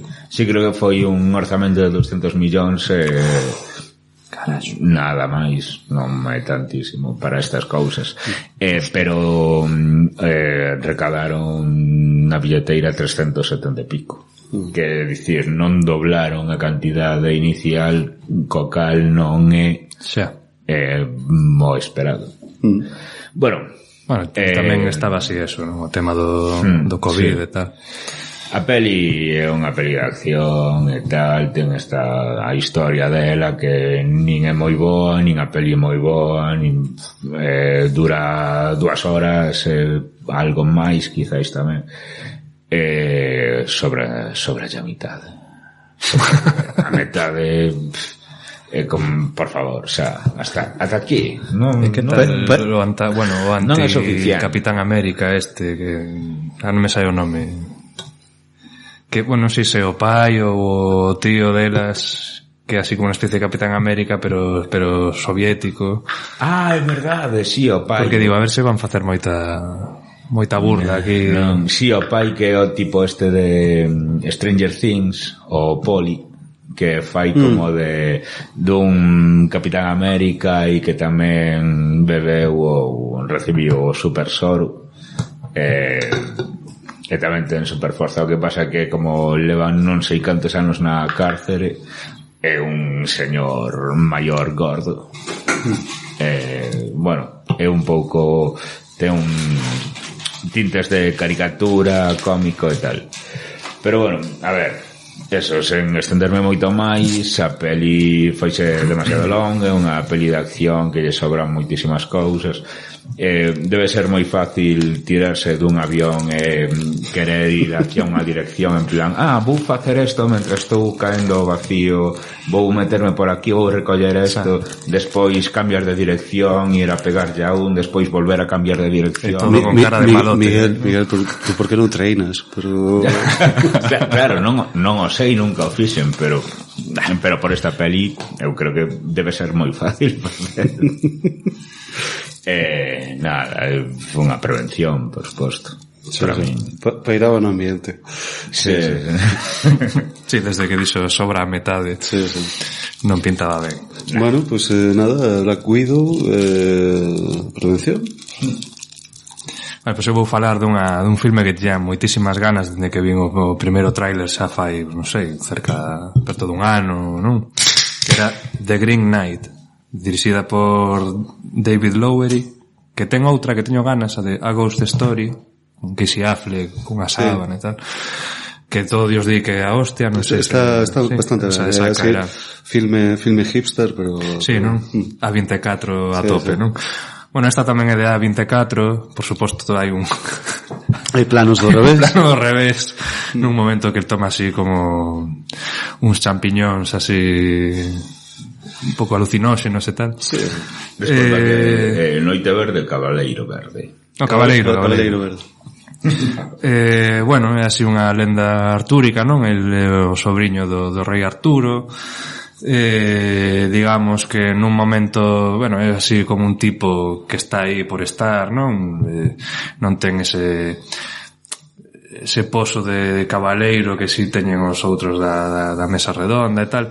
En un momento dado, pois, o rei Arturo chama o seu carón, non? E lle di, bueno, como que lle di que pasou un pouco del, non? E, bueno, que agora ia a prestarlle máis atención. E digamos que este Sir Gawain vense un pouco arriba, entón chega o Cabaleiro Verde e propón un xogo, non? El vai recibir un golpe e dentro dun ano quen lle aseste ese golpe terá que ir a súa donde el habita e recibir un golpe tamén, non? O sea, o mesmo golpe que é como un desafío, en plan, si o cabaleiro que me desafíe pues me toca coa espada ou claro, que tal, pues eu o ano próximo vou facer a mesma ferida. Claro, pode dicir, pode ser un rasguño ou pode decapitar. E de feito o Gawain decapita e outro recolle a cabeza e se pira. E di, dentro dun ano vémonos. Outro sigue vivo, o sea que o que lle espera outro é a morte, claro. Entón, claro, pasa o ano e non lle quedan máis narices que ir en busca do Cabaleiro Verde. A presión social, toda esta movida. Aí comeza a búsqueda do seu valor interior, non? Bueno, teño que dicir que unha vez visto o tráiler parecía que ia ter máis ritmo o filme, non? É un filme moi reposado, pero que visualmente brutal, o sea, é precioso de mirar o filme. O final bueno, pareceume unha maravilla, para min, vamos, sen contar moito máis, recomendación. Eu concordo coa recomendación. O único que ao final pareceu un pouco atrapallado, Non, pues a mí me parece estupendo. O xeito, bueno, que non vamos revelar aquí, non? Pero me parece estupendo. É bastante fiel, ademais, pois estiven a mirar aí referencias. Eu non coñecía nada desta historia. Sí, porque se ve un escrito medieval do século XIV, non sei que movidas e tal, e, bueno, a historia parece eso bastante. O sea que, ao final, levaron máis ou menos a historia como ela é, non? Con alguna adaptación e tal.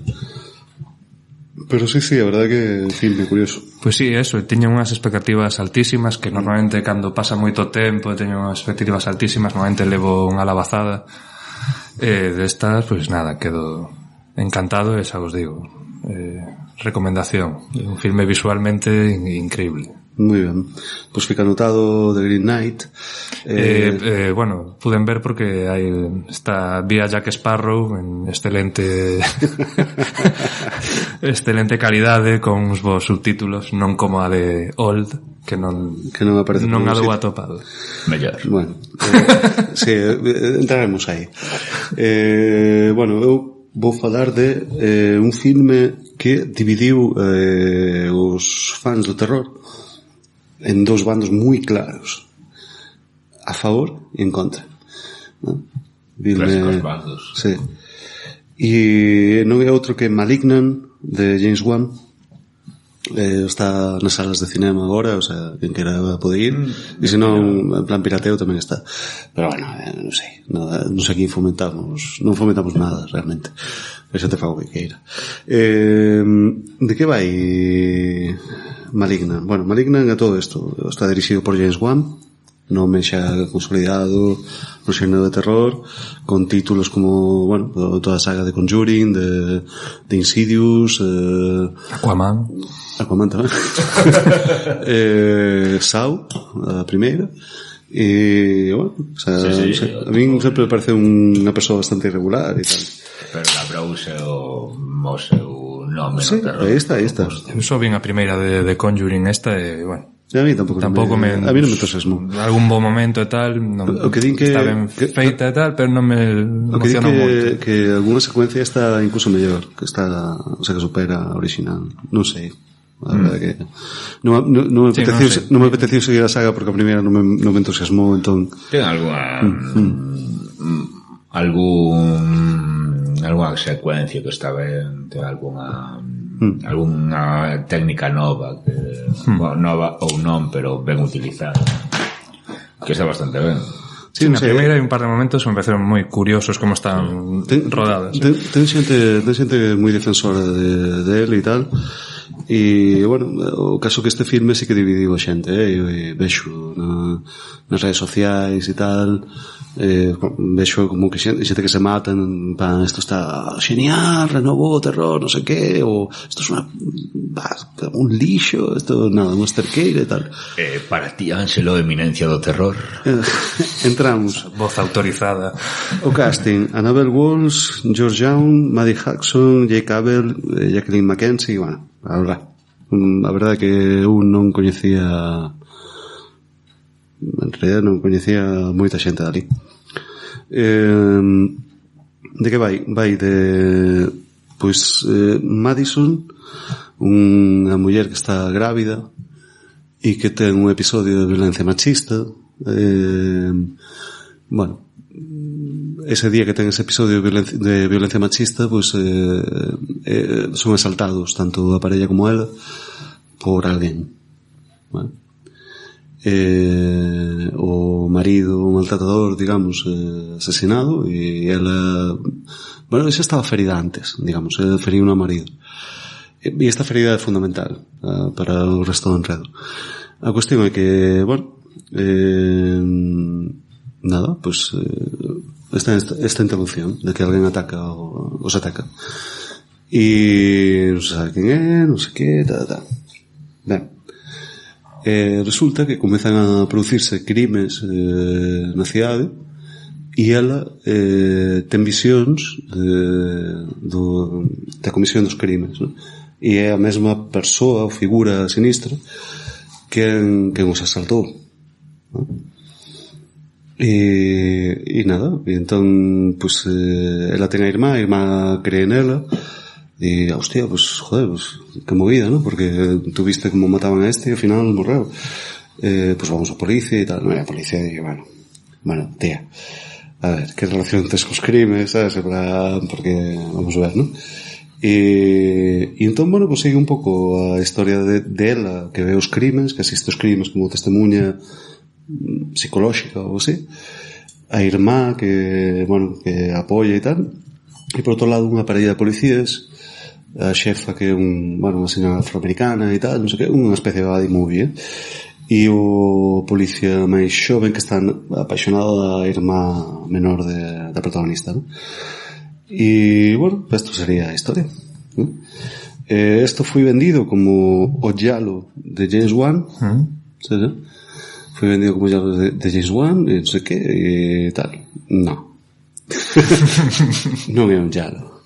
O que sí que é certo que, bueno, hai algunhas referencias que toma de Argento, por exemplo, e non do mellor Argento, de ópera, de Giallo, de incluso, non sei, de Eyes of Laura Mars, que é un proto Giallo, unha cousa parecida ao Giallo. Bueno, non sei, toma como moitas referencias de moitos sitios. Que dicir desto? A ver, vou matizar a miña posición, né? Eu en Fear Affinity un 4, né? Para regular, pero é unha recomendación. Como piraña. Sí. Sí, pero é unha recomendación. É unha recomendación por... Eu me estaba cagando en todo cando estaba vendo o filme,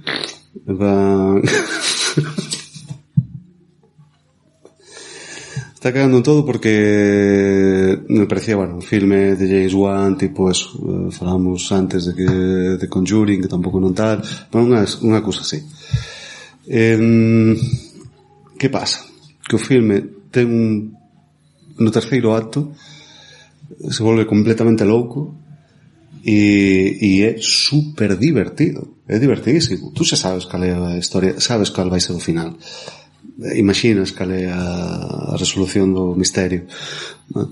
Pero aínda así pásalo genial, ¿sabes? Porque é super violento, hai moita acción, bueno, non sei, quer dizer, non é un bon filme, pero é entretido. O sea, é unha cousa que ves e te divirtes e non sei que. Entón puxenlle regular, porque non é un bon film, pero realmente paga a pena ver, entón sí que recomendo ver. Non, o sea, non estou con ningún dos bandos, o sea, non estou nin co muda, cara, hai un antes e un depois, non sei que, nin te ofende, nin en plan, bueno, isto é o peor filme que vi neste ano. Non é o peor filme, vamos falar dese peor filme agora. Non sei, para min é recomendación, pero recomendación con matices, recomendación con nota de en plan, isto que te vai o alumno e tal, que teño un 4,8, non me podes aprobar. Bueno, vale, sí. Aprobamos pola diversión que deste na sala de aulas. Pois, nada, esta sería a miña visión do asunto. Bueno, e, eso sí, igual chamalle llalo porque o asesino vai con luvas de coiro e ten como unha especie de puñal super característico e tal, pero non é un llalo, o sea, que non nos enganen. Vale, anotado queda. Pois a miña seguinte, outra que vin no cinema este verán e tal, tamén, bueno, no, neste caso non pertenece ao universo Marvel, pertenece ao universo DC, que é a nova de Escuadrón Suicida, que, bueno, eso fai 2-3 anos houve outra malísima, pero esta é moi divertida. E eu escoitei boas críticas deso, É que é moi divertida. É que é unha comedia, é unha comedia de acción con moitas cousas gores e tal. Claro, hai moitas mortes, non? Moitas mortes. Por lo que lín nos cómics o Escuadrón Suicida eran tropemil e ian morrendo apuñados. Sí, porque eso, por exemplo, no inicio que aparecen aí uns personaxes con eso, actores varios así bastante coñecidos, bastante potentes. Está o tipo que fai de Castle, está bueno, non sei que Rourke, o un tipo que fai en Marvel do tipo este azul que é como un que hai un antihéroe. Sí, o de Henry, retrato dun asesino, Michael Rooker, exactamente. Claro, comezan estes aí como que crexa que van ser son todos como superhéroes, porque bueno, a trama é eso, coller aos viláns destes cómics Marvel e tal, DC neste caso, perdón, como están na cadea, pois hai unha organización que os pilla, os mete un explosivo no cerebro, se non faz esta misión para nós porque tes unhas habilidades especiais, pois damos o botón e estúpache a cabeza. Entón, bueno, pois comezan e tal, todo espalmón. E logo vai a segunda oleada, que son un pouco así os que xa coñece todo o mundo. A miña pregunta, ten algo que ver co anterior filme de Escuadrón Suicida? Porque hai varios actores que repiten o seu rol, non? Como Margot Robbie, sigue sendo Harley Quinn. Sí, non, basicamente, sobre todo Margot Robbie facendo o mesmo papel, pero é como unha peli independiente totalmente, non ten nada que ver, non fan referencia ao anterior, simplemente eso. Bueno, esa peli é que teñen que ir a unha illa que está tomada por unha familia de dictadores, en plan, creo que queren poñer un pouco como se fose unha Cuba, pero que se fosen xente moi malvada e teñen que ir a rescatar a xente, claro. Bueno, é unha... Bueno, é un entretemento, é unha delicia ver como van por aí tamén. Sí que quizáis faise larga en algún momento, son cousas moi absurdas. Hai un experimento que están agochando esta xente, que é unha estrela de mar xigante que reproduce fai zombies aos que se lles pegan a cara en plan si tú entras aí xa fixeste o pacto este de suspensión da credulidade, xa está, sí. Bueno, é de inicio, non? E nada, que sí que teñen cousas así moi son moi divertidas. É todo moi absurdo. Bueno, teñen aparte de Margot Robbie, está Idris Elba, está este tipo de do pressing catch, John Cena. Bueno, hai unha personaxe que é un tiburón humanoide, sí, que camiña e tal, que, bueno, cando coñecen está lendo un libro para facerse interesante, pero non sabe ler, ten o libro ao revés e tal. Pero a que contrata todo, bueno, a que obliga a esta xente a actuar sigue a mesma do outro filme tamén, a Viola Davis, non? Sí, actrizaza, por eso preguntaba se ten algo que ver ou é como, outro non existe. Claro, tampouco recordo mellor que non exista. O outro día estaban a botar na Galega, é terrible, vin así como media hora así de fondo desto está aí posto, e de verdade era lamentable o asunto, vamos. Tampouco recordo tanto a outra como para saber se fai referencia, pero eu creo que non. Podes ver este vídeo completamente. Sí, non ten nada que ver. Eso, supónse que o supónse non, está documentado, pero que o tiburón este humanoide o que está dentro do traxe tal é Sylvester Stallone. Bueno, eso, a ver, eu vou na por en recomendación.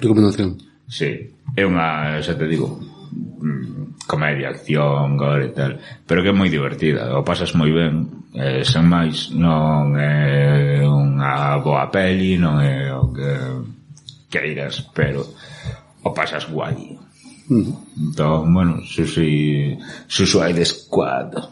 Bueno, pois aí fica anotado nunha recomendación. Sí. Perfecto. Vale, pois eu vou falar de Snowpiercer, Rompeneves, filme de 2013, dirixida por Bong Joon-ho, bueno, non sei se pronunciei ben, o director de Parásitos,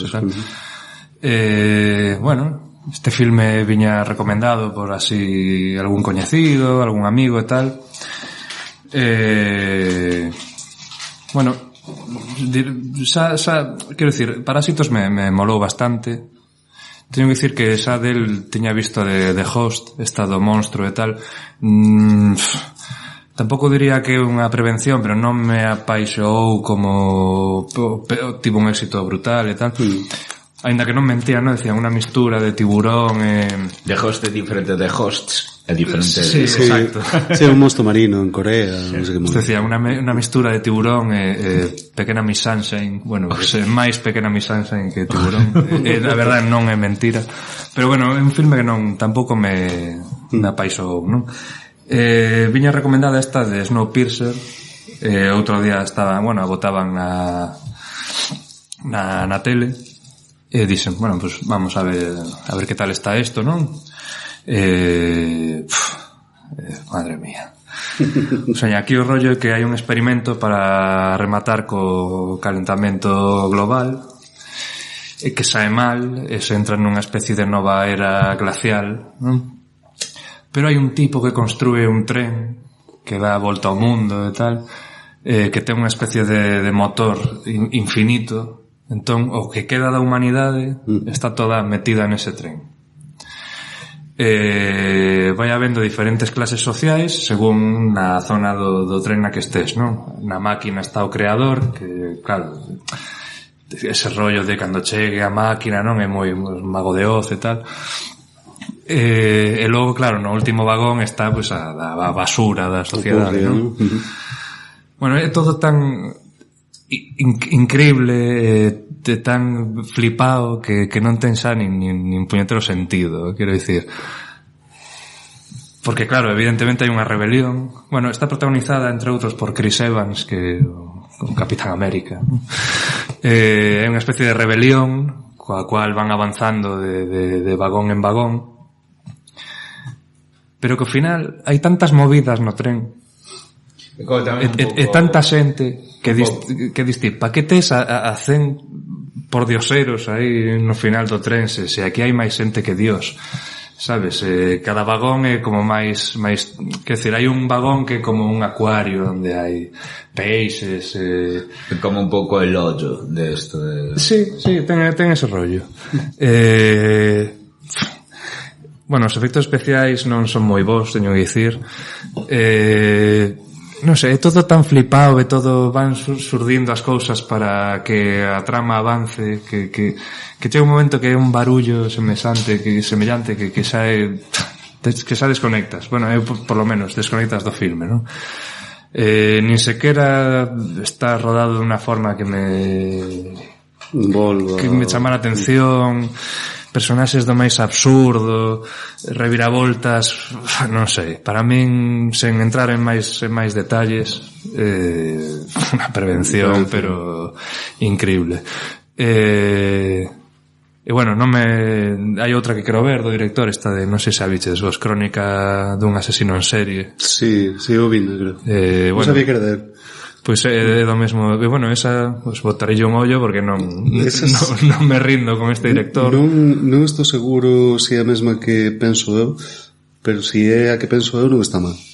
Me tiña boa pinta, pero aquí xa entra na de Snowpiercer o componente flipadura, non? Igual que en The Host, que decir, ten bons momentos. Sí, pero a mí Host tampouco non. Pero non sei, non me ten todo filme conectado, non? Non sei, para mí Snowpiercer é unha prevención. Bueno. Hai unha serie por aí tamén que adapta porque está basada nun cómic francés, agora non teño apuntado quenes son os que fan a banda deseñada, pero bueno, o meu filme de verdad se me fixo un pouco longo, non sei, xa vos digo, se hai peña aquí vivindo como Dios, sabes, ves que hai unha especie de que hai polos, joder, hai ovos, hai carne. E pa que tes a 100, 200 pordioseros ali atrás comendo merda, non sei. Para mí moi fallido. Bueno, eso é un pouco reflexo do mundo. Sí, pero é que con que sentido faz un tren así? Quer dizer, non sei, se te posa a buscarlle tonterías é que non, para mí non se sostén o filme. Entón, bueno, como alguén que lle molou moitísimo Parásitos, teño que dicir que isto non. Bueno, pues fica anotado entón. A ver, eu vou falar dun dos grandes hypes deste ano, que é Candyman.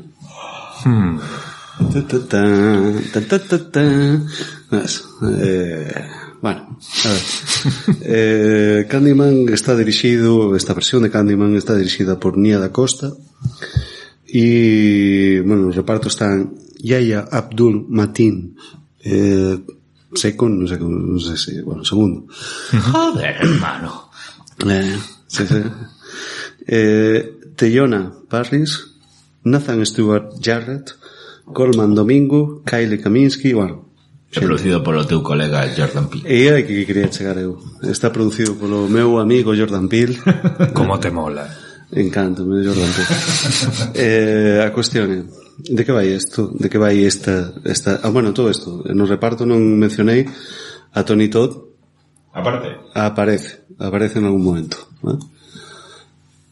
Pero que tipo xa cando estaba a produción aí botou unha chorada de que non me chaman, e que non queren que saia, al final que o meten aparece pouco, pero aparece.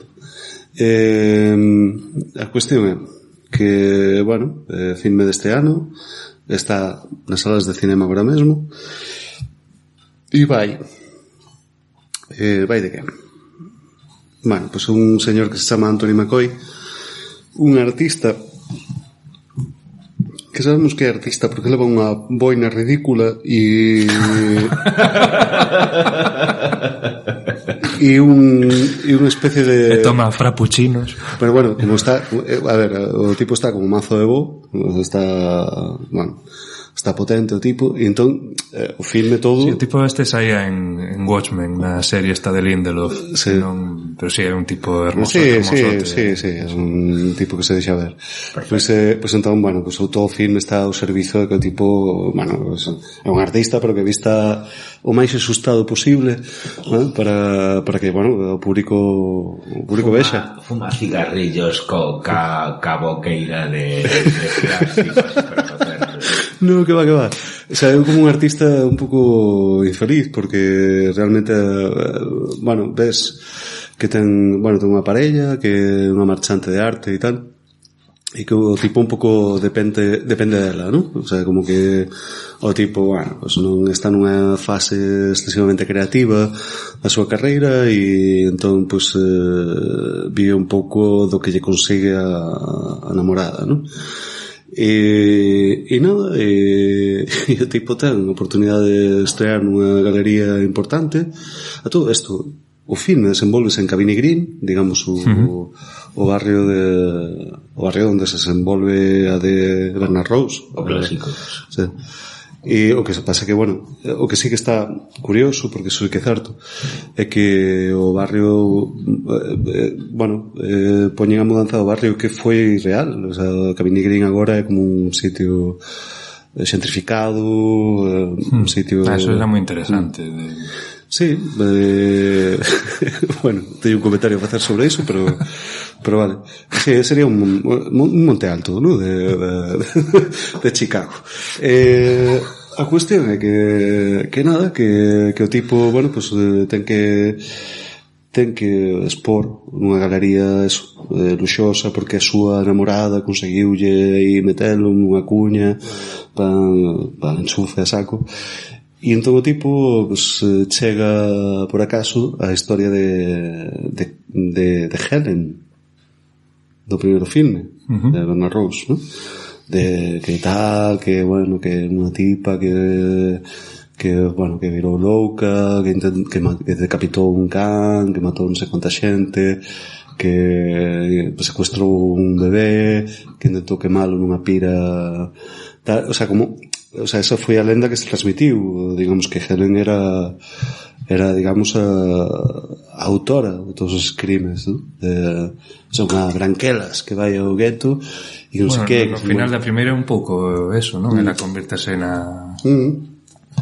Pero aquí é como que a visión da lenda desde a perspectiva de que é Helen a responsable de todo todo Candyman. Claro. De feito, Candyman sobrevive como lenda a través de outra historia que non ten nada a ver coa historia original, coa historia do artista que do século XIX, que sorprendido, mantendo unha relación cunha branca, tal, bueno, toda esa historia de Candyman. E entón, bueno, pues o tipo como que fica flipado así con esa historia, porque ademais eles compraron un loft ou non sei que, bueno, ela comprou un loft en Cabini Green e non sei que, e pues vou explorar aí as movidas raciais desta historia e non sei que, ¿no? Entón coñece un tipo que ten unha lavandería que lle explica, pues, a historia do último Candyman, ¿no?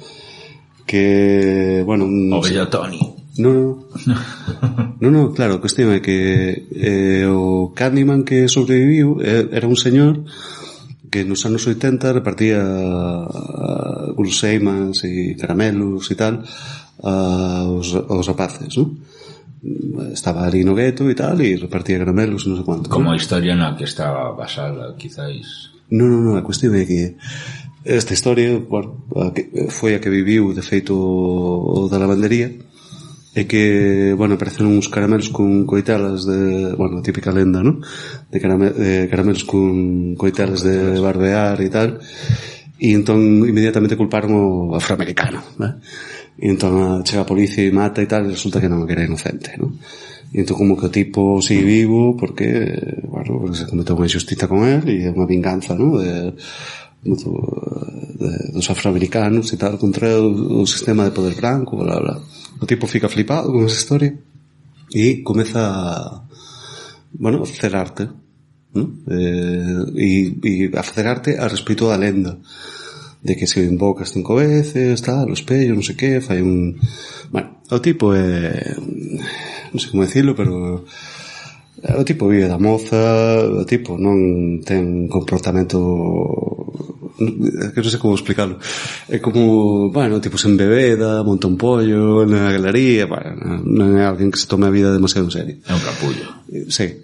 Pero está potentísimo, quero dicir, joder, vai, sabes, a roupa que dalle pequena e ves que o tipo está moi ben. Entón a movida que, bueno, pues a xente coa tontería da Galería de Arte pues comeza a invocar a Candyman 5 veces diante do espello e a xente vai palmando, ¿no? Este Anthony sigue obsesionado con ese tema ata tal ponto de que chega a ter problemas co súa parella, porque sigue investigando sobre tal, non sei que, e bueno, digamos, para non desvelar moito, que Anthony ten unha relación coa historia original de Candyman. Vale, xa, que xa sabemos cal é, porque xa desvelaron, ¿vale? Sí, é o que digo. Que máis? Que, bueno, Candyman é como unha personaxe que, o sea, unha identidade que adoptan como moitos afroamericanos que sufriron injustizas, ¿vale? Entre eles Robbie Tail, que está interpretado por Tony Todd, que é o Candyman original, pero hubo varios Candymans, ¿no? O sea, porque, bueno, non sei, porque sí. E nada, hai varias reviravoltas polo medio que levan a ninguna parte en realidade, e está. E isto sería Candyman o novo. Recomendación ou prevención? Unha prevención, pero vamos. Sí. A ver, hai que dicir, teño que matizar porque ten algunhas decisións artísticas que están ben. Por exemplo, bueno, hai certas homenaxes ao primeiro filme que están ben levadas. Hai como certas historias cando hai unha narración que están feitas como con sombras chinescas e que están moi ben, danlle un ton ao filme, danlle un tal, ¿no? Pégalle. Sí. O problema, o guión está escrito por algún inútil, ¿no?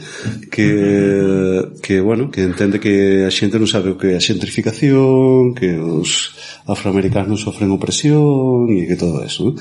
E entón dedícase a explicar todo eso en conversas insustanciais sobre explicacións sí. E demais. Eso é a metade do filme. O sea, son xente falando sobre non sabes que antes Cabrini Green era un gueto para os afroamericanos, non sei que. Ti que viches ao filme anterior distintos. Claro que sí, sabes?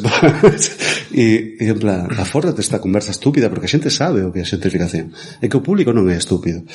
E igual co tema racial afroamericano e máis, digoche, toda esta historia de facer a pesar de que a historia do tipo que repartía caramelos en Cabrini Green é moi interesante, está rodada con certa, bueno, é inquietante, ¿no? É como, en plan, por que necesitas facer un Candyman colectivo? ¿Ves? Candyman é Candyman, acabou, ¿ves? Que queres dicir a xente que os afroamericanos sofren... Xa, claro, todo o mundo sabe. Hai garfos e avespas. Hai garfos e avespas. Mira, sí que hai vespas, pero non hai tantas, ves? Debía haber máis.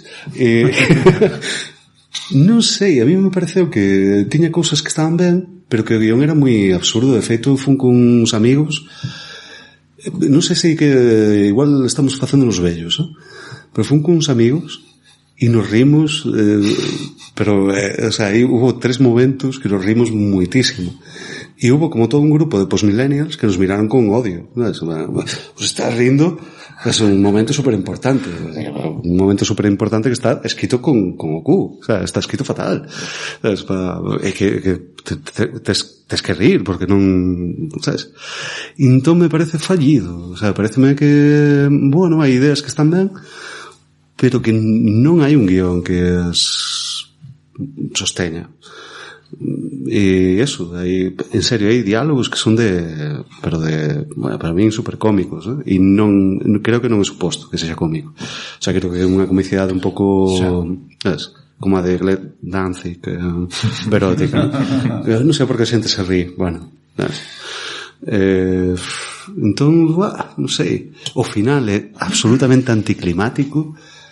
Se unha cousa serio vai acabar así, por qué? De onde saiu isto? Sen revelar, sen spoilers e tal, deixan o rollo por se hai máis de Candyman. Se hai máis podría haber máis Candymans, porque claro, unha vez que xa o faz colectivo, aquí xa te podes montar 50 Candymans máis, pero eu creo que, o sea, ao final Candyman é como Pirata Roberts en Princesa Prometida. Sí.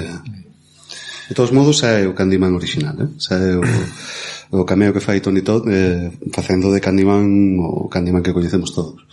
Vale, guai, vale. Pensaba que igual facía unha colaboración pois facendo de, non sei, o tolo do parque, que eu o pensaba do quiosco, o que avisaba non vayades por aí, chaval. De feito non sei se deben dicilo porque, bueno, é algo que se revela un pouco máis tarde, pero en cualquier caso tamén aparece como super rejuvenecido por CSI, se nota un huevo.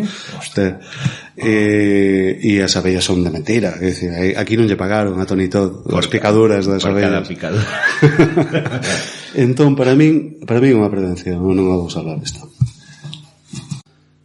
A todo isto tamén quero aclarar que, a ver, é mellor que a segunda e a terceira de Candyman, que dicir, o que podes facer é ver a de Bernard Rose e depois ver esta é pior que a de Bernard Rose, pero supera por bastante as dúas secuencias que ten Candyman.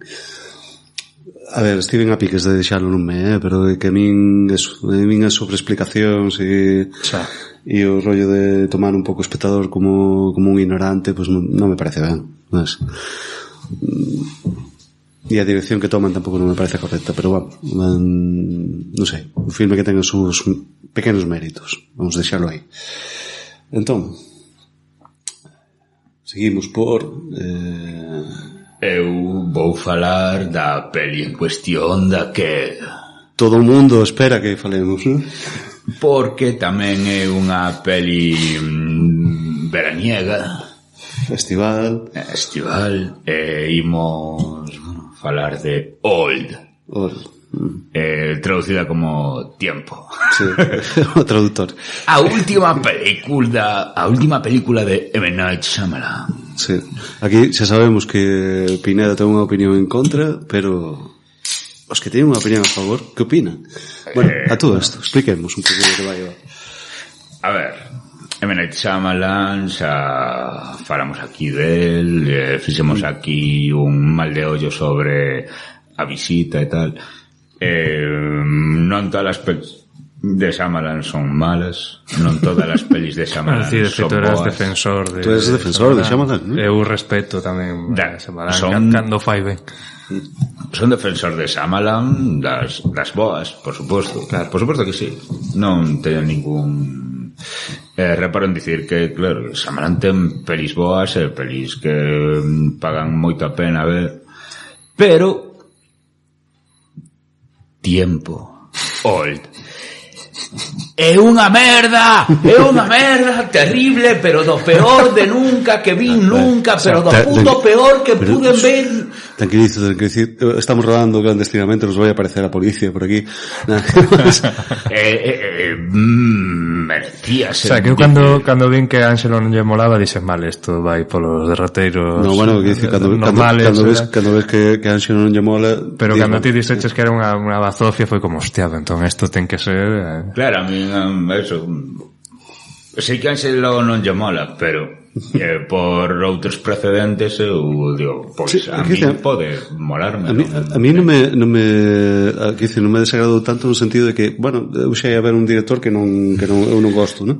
E entón era para, bueno, pois non gostei do filme, pero xa está. Pero non está nin ben rodada, porque eu teño a veces problemas con esa esclavitude do plot twist ou co certos momentos de guión, pero como director Penso que un tipo máis que solvente. Eu tamén pensaba, pero que... É que estaba no... Yo tamén pensaba como tú, Churi, pero resulta que non. É que estaba no... pero xa antes de... Bueno, porque o tema é que vai unha familia, un complexo turístico e tal, hai un hotéis con infraestructuras de piscinas que os tratan de luxo, porque en teoría é algo... Pero hai unha calita guai por aí. Pero hai unha calita guai que... Os galegos que non... Desa calita que non lle contas os madrileños. Que hai eso, que os levan aí, vou vos enseñar algo que non yo digo a todo o mundo, pero a vos sí. E desa aí os levamos nós, o conductor dese todoterreno que leva a esta familia protagonista a calita é o propio M. Night Shyamalan. Sí, certo. Os deixa aí. Entón, claro, coinciden con outras familias, cada unha así un pouco... Sí, que súas manías. Claro, de repente van, bueno, encontran primeiro un cadáver, logo van a un sitio e os nenos volven adolescentes, logo danse conta que todos están a envellecer, pero moi rápido. Bueno, eso sería un pouco a historia. Sí. O tema é que, claro, non hai por donde collero porque... pero antes da chegada á praia, xa ves que é unha pelicutre. Sabes que... Antes da chegada á praia. Sí. Sabes que é como... Pero isto é un pouco raro, isto interésame bastante pouco, isto... Xa non te enganchou desde o inicio. Sí. De antes da chegada á praia, que máis ou menos pronto na peli. Xa é un pouco raro. Logo, bueno, as personaxes que aparecen en xeral son en plan, bueno, a ver se palman rápido e tal, porque non me interesa para nada a súa vida. Bueno, quizás os que están un pouco máis desenvolvidos é a propia familia protagonista, non? Tal. Sí, pero tamén está como un pouco velado, en plan falan de algo que non terminan de explicar hasta un pouco despois, pero que como xa ocorren tantas cousas tan desgraciadas dende o punto de vista do espectador, é como é que non me interesa, xa a ver, igual o que é moi rápido non sei, o sea, non vou defender o filme, que a mí non me tal, estou de acordo contigo, pero quizás o que fa moi rápido é meterse en... desafía un pouco a credibilidade do espectador desde o inicio, xa. En plan, é como, bueno, xa, e desfacer isto de aquí así, desta maneira, sabes, non me parece que eso teña sentido. Sí, é que é todo. Logo hai un tipo que, bueno, dende... é que tómante por tonto dende o inicio. Hai un tipo, un señor que está coa súa parella que parece unha Barbie, que bueno, é manifestamente racista. É como que... Bueno, que ten un pasado, ademais. Sí, en plan como... Pero é como... hai un primeiro detalle que dis, bueno, vale, pero logo comezan a repetilo veladamente, é como... vale, xa... Que ficou claro, de que vai isto. Son moitas cousas. Bueno, quizáis o rapeiro que está aí ao inicio con outra muller que o primeiro cadáver que aparece, sei como que dis, bueno, quizáis interésame máis a súa historia, unha personaxe aí un pouco máis misteriosa que non sabes moi ben que fai, pero tamén rapidamente como, bueno, vale, aquí xa suficiente, todo, cada un deles vale, suficiente, vale, non quero saber máis. Non te interesaste por ningún dos personaxes. De repente como o plot twist clásico de M. Night Shyamalan. O sea, que o que lín é que o filme ben, pero que o plot twist era unha cousa lamentable. E non quero saber nada. Bueno, a ver, para min O é... filme ben tampouco, a verdade. No, creo que tampouco, porque a máis ten... Bueno, non sei, está baseado nunha banda deseñada, Sí. que intentaron vender en viñetas do Atlántico, Sí. e tal, dixemos... Sí, non sei até que punto, ti sabes, Non, até que punto é fiel. Non Algo sei. francés, creo Sí. que... Sí, pero non lín a banda deseñada, intentaron vender, máis tiñen a piques de comprala, pero dixen, buah, custa unha pasta, vou ver o filme mañá ou pasado mañá. Que a él foi un agasallo que lle fixeron a Shyamalan e dixo, vou facer isto. Vou facer isto, sí. Logo, bueno, hai moitas cousas moi cómicas, como intentan sair desa praia e vai sempre unha elipsis temporal e rematan outra vez e logo xa bueno, sen dicir o... É cuestión, a ver, todo o mundo sabe, porque o tráiler xa se ocupa de dicirte que nesa praia, digamos que embelleces máis rápido, ¿no? Si vai o tempo de outro modo. E entón a cuestión é que te explican cal é a, digamos, a medida. Hai en algún momento por algún motivo médico e tal que descubren cal é a medida de a rapidez De canto lles queda. Sí. E entón non te saen as contas. A mí non me saen. O sea, non estiven contando moito especificamente tal, pero eu dixen no. Isto non funciona así. Segundo eles, que son eles que establecen as normas e tal. E depois hai outro rollo, que eu creo que ten moitas cousas cómicas que non sei até que punto pretendían ser cómicas. Non sei, hai un... non sei. Eu creo que sí que é bastante comedia involuntaria, non? Porque eu xa te digo que houbo en varias ocasións, non só un, nin dous, nin tres detalles, varias máis que saíame a risa. Sí. Saíame a risa no cine. Pero risa involuntaria, de que a filme non pretende que te rías. Claro. É que a mí pasoume... A ver, por exemplo, eu non vou desvelar nada, pero por exemplo, houve un momento que eu rim moito no cinema e volveron a xirarse os millennials e todo o mundo, o sea, dime conta de que só me estaba rindo ¿no? E entón era en plan, joder, pues igual o problema teño eu como espectador, pero bueno, aparte, por exemplo, da gravidez, ¿vale? Eu rim moitísimo, pero moitísimo, e todo o mundo en plan, de que se está rindo este señor con barbas que xa está o Roger Ebert. Xa era en plan, tío, porque fai gracia obxectivamente, sí, é tan absurdo que te tes que rir. Non teño probas, pero non teño dúbidas. Esto por esto. Pero venga, e esta señora supostamente embellecida, a Barbie, non sei que, na cova e tal. Hostia. Non te ris con eso, en serio? Hombre, claro que sí. E tú crees que eso é propositado? Que non, de feito é como probablemente estivese diseñado como a parte máis tétrica, máis terrorífica, claro. Sí, e non é en absoluto. Vale. Que va. E depois, claro, o sea, que dicir, a ver, entón isto é un dos peores filmes da historia de Shyamalan, polo que sí, dos que vin eu, sí, seguro. Non te sabría decir, a verdade que que claro, como non teño grande estima semanal. Claro, dicir outros, como dicía Churi, hai outros que, bueno, poden estar mellor, peor, pero...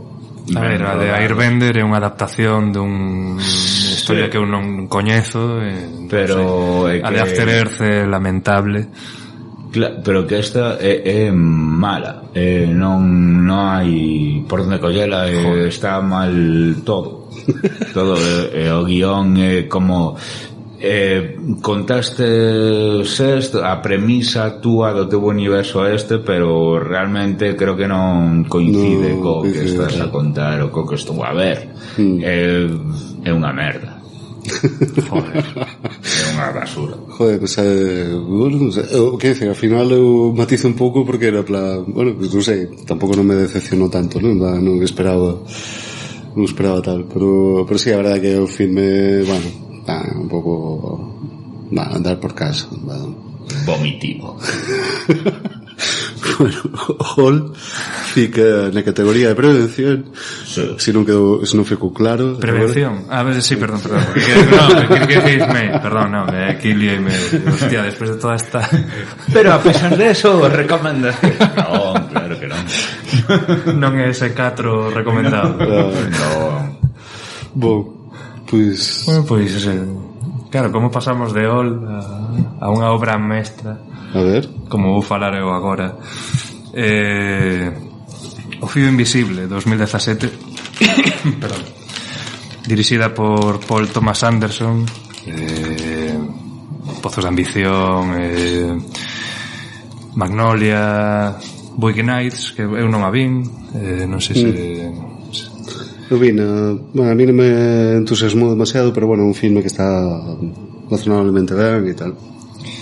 Bueno, pois aquí está no reparto sobre todo, non? Daniel Day-Lewis, Vicky Krieps, Leslie Manville, que digamos conforman así o trío protagonista, non?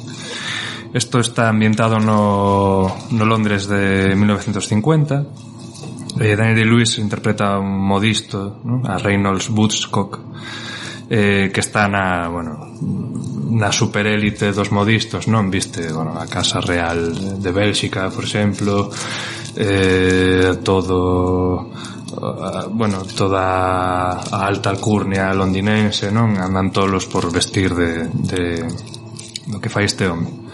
Un día coñece a Alma, que é a Vicky Krieps, que convírtese na súa musa e na súa amante, non? E digamos que o que era unha vida super controlada, ¿no? A introducir o amor na súa existencia e tal, digamos que hai certo asunto convulso aí.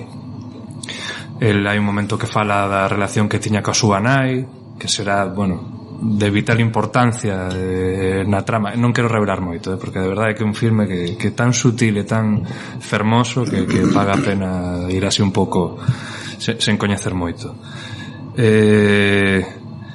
Entón é o que supón esta muller na súa vida. A Paul Thomas Anderson ocorreuxe o film nun momento que estaba enfermo, dependía da súa muller completamente, non? E tivo a idea de facer unha historia sobre os artistas e as súas musas, non? Falou con Daniel Day-Lewis, non? De que quería facer algo parecido antes de saber incluso de que isto ia ir de moda. Entón foi cando leu a biografía de Cristóbal Valenciaga, deseñador vasco, decidiu convertir un pouco a historia do personaxe de Daniel Day-Lewis nunha especie de Valenciaga, non? Que tamén era un modisto moi respetado, penso que tamén vestiu a Casa Real de Bélxica. Xa vos digo, eu de moda tampouco é que controle moitísimo, non? Pero foi cando decidiu que o filme ia ir sobre a moda e tal. Isto é unha super recomendación. Sí, ¿no? Nas 2 horas e 10 que dura o filme, non teño ningunha pega, nada. Isto é unha absoluta maravilla. Daniel Day-Lewis, que acaba de deixar outra vez a interpretación, di que definitivamente, non? Porque, como falábamos antes de actores do método, non? É un tipo que se mete moitísimo nos seus papéis, estivo a investigar a moda dos... Claro, como é boísimo, pero que non ten tantos papéis, así, non é un Tom Hanks que está todo moi selectivo. Bastante relevantes todos, ¿no? Claro, que eu agora penso na carreira de Day-Lewis e non vexo un filme que sea por facer ou por cobrar. Un Nicolas Cage. Realmente penso que non sei, ten esa visión moi entregada, non? Do que a interpretación, o tipo di que está exhausto de que cada papel que fai se mete aí, ¿no? Se mete moitísimo, e que precisamente neste papel entregou unha cantidad de enerxía enorme que quedou esgotado, non? De feito, investigou os pases de modelos dos 40, dos 50, intentou facer un par de vestidos de Valenciaga para a súa muller, estivo un ano traballando, non me lembro o nombre do ballet, no? Pero co diseñador do vestuario do ballet, aprendeu a coser É dicir, un tipo que se toma o seu traballo quizáis demasiado a tope, non? Que vivir ben que fai a súa enésima interpretación brutal. Claro, bueno, por certo, todo Dios a falar da interpretación de Luis. A Vicky Krieps fai unha réplica, o sea, non entendes o filme sen ela, non?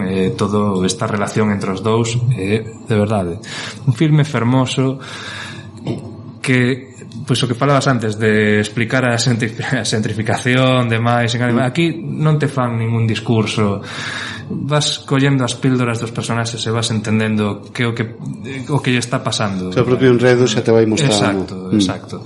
É unha absoluta maravilla, para min é un 10 absoluto, poño en recomendación. Vin onte, o seña, estou aínda sobreemocionado Vale, e outra vez o título? Non? O fío invisible, que no título final é Phantom Thread, que penso que lle fai máis xustiza, pero non quero revelar porque sí, sobre todo por o tema da nai e tal, de verdade, non quero contar nada máis porque me parece unha absoluta maravilla, de verdade. Se podes botarlle un ollo, pois que guai que gaño. Pois nada, fica anotado entón, a ver se podo verlo e tal, pero bueno, a ver.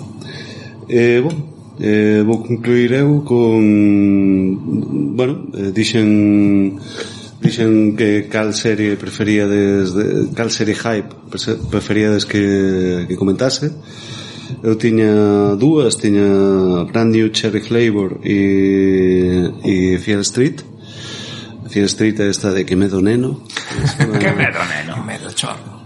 Pero preferistes Brand New Cherry Flavor. Bueno, teño hostias para repartir entre as dúas, o sea, que da igual. A ver, Brand New Cherry Flavor, unha miniserie dirixida, bueno, fundamentalmente por Nick Antosca. Xa falamos del porque casi sigue a saga de Friday the 13th, pero ao final non conseguiu, e que fixo Channel Zero e, bueno, basicamente está na serie, non? Bueno, pero ten máis directores, claro, unha serie dan Leonard Theon, Granja Monteiro, Jack Shader, Matt Sober e Araska Stevenson, ¿no? Os actores, Rosa Salazar como principal, o sea, como personaxe principal, Catherine Keener, Mark Atkinson, Daniel Doheny, Eric Lance, Hannah Levin, Krista Albert. Bueno, da igual, seguro que non os coñecedes ou tampouco. Hai unha que me soaba un pouco, pero o resto nada. Bueno, é unha miniserie de 2021 e trata, bueno, pues temos a personaxe que fai Rosa Salazar, que se chama Lisa Nova, que é unha tipa que fixo unha curta experimental, bueno, de terror, tal. É moito interesante esa curta, é dicir, no digamos no especial de filmes que se fixeron na ficción, pois esa podría aparecer, por exemplo. E que, bueno, pues, que é sondeado un pouco por un productor, un tiburón de Hollywood que quere un pouco explotar bueno, pues, a curta dela e aproveitarse dela, basicamente como unha especie de rollo de como funciona Hollywood, que funciona mal e a xente vanidosa e egoísta e bla bla, ¿no? Entón, bueno, pues digamos que hai unha especie de historia Me Too, o sea, o produtor é un momento que se intenta propasar con ela e tal, e entón como ela, bueno, pues deféndese e non accede, digamos, as proposicións do produtor, o produtor expulsa do seu propio proxecto. E entón ela, que está, bueno, está fodida porque acaban de expulsar do seu proxecto, pois accede a unha bruxa, a unha unha tipa que se lle presenta a ela, que decir, bueno, pues, que lle di que bueno, que ela pode castigar a xente que lle fai mal, tal, non sei que. E entón a tipa di, bueno, pues vale, pues estou fodida por este imbécil, ¿no? Que claro, que non quixo respetar que eu dirixise o filme porque non accedín ás súas propostas sexuais. E entón, pues, bueno, a bruxa fai os seus maleficios, as súas historias, ¿no? E entón ao produtor, pues, comezan a acontecer cousas, ¿no? A produtor e a súa familia.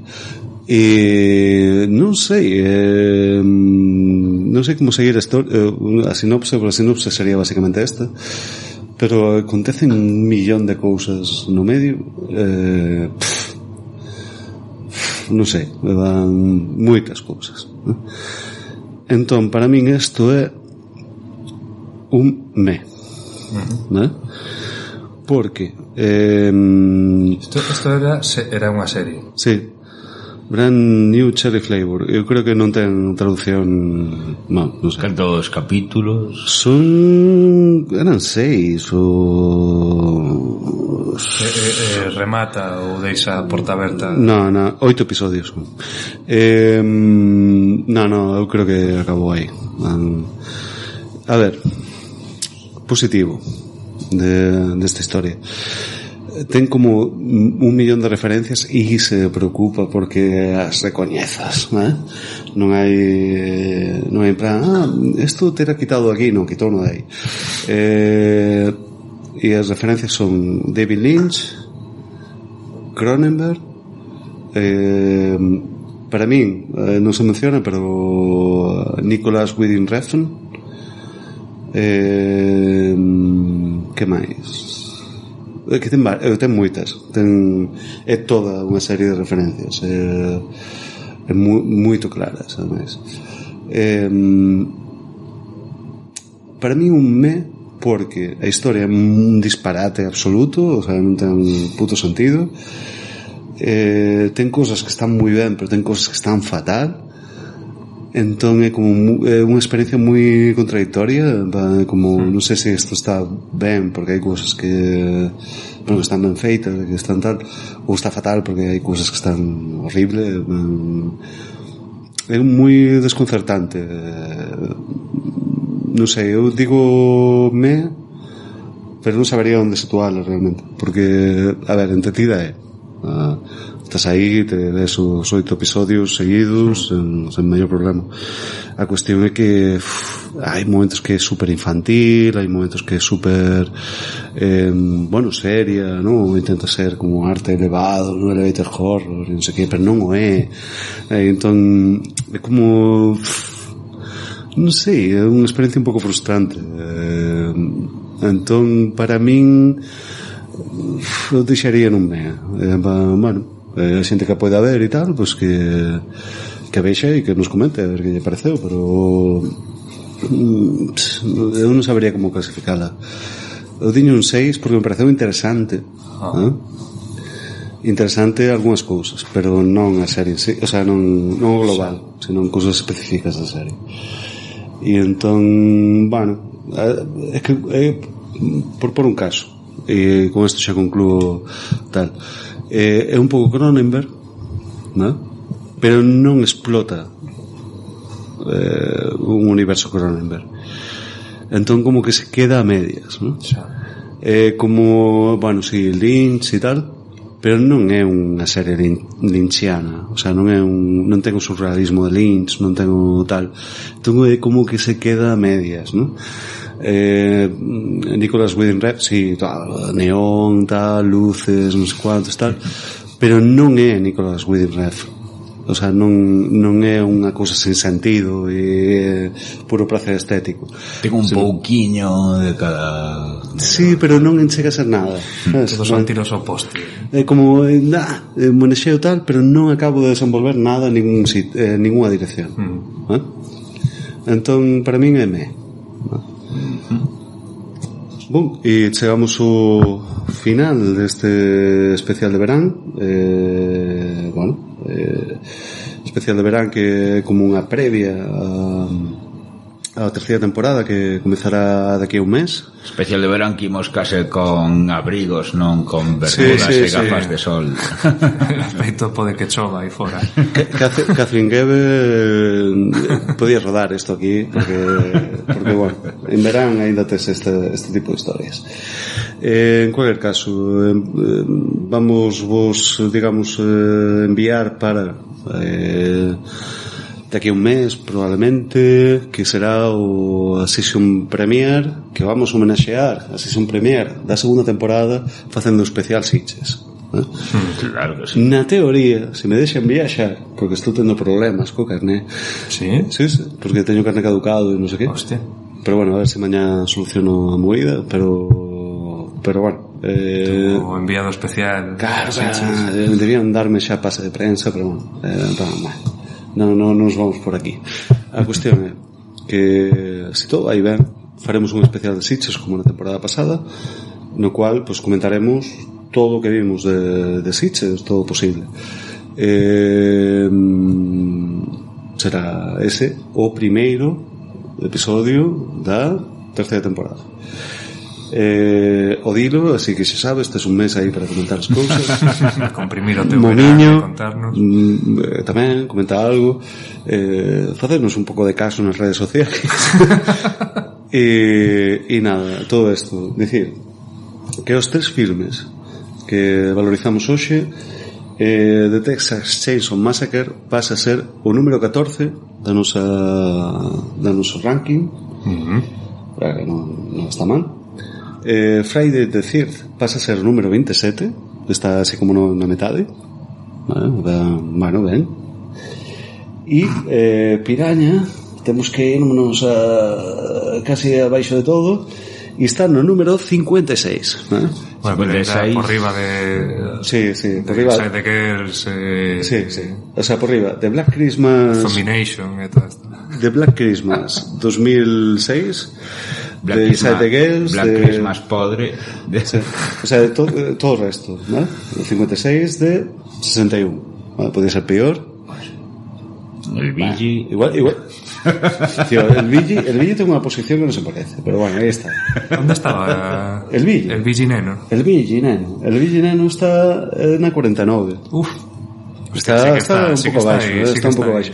Tamén hai que decir que hai filmes moi bons, o sea, que falamos aquí, que están abaixo, o sea, que teñen ás veces que esto de puntuar é moi... Sí.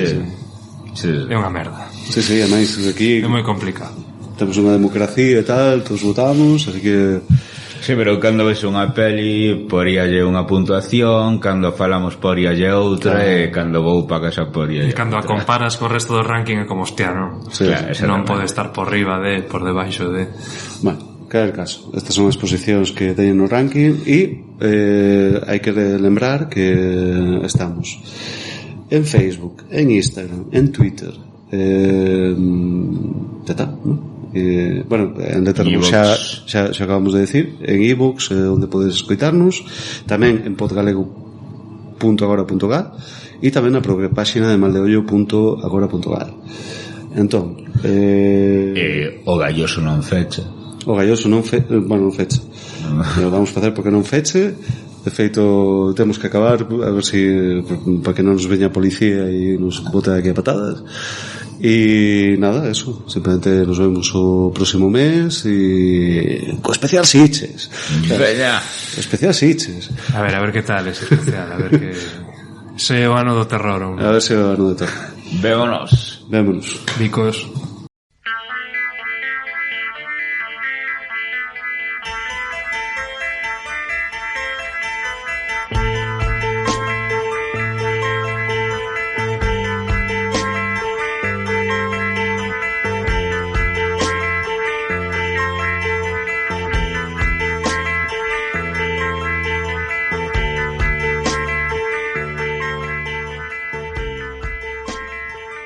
Vostedes acaban de escoitar Mal de Ollo Podcast.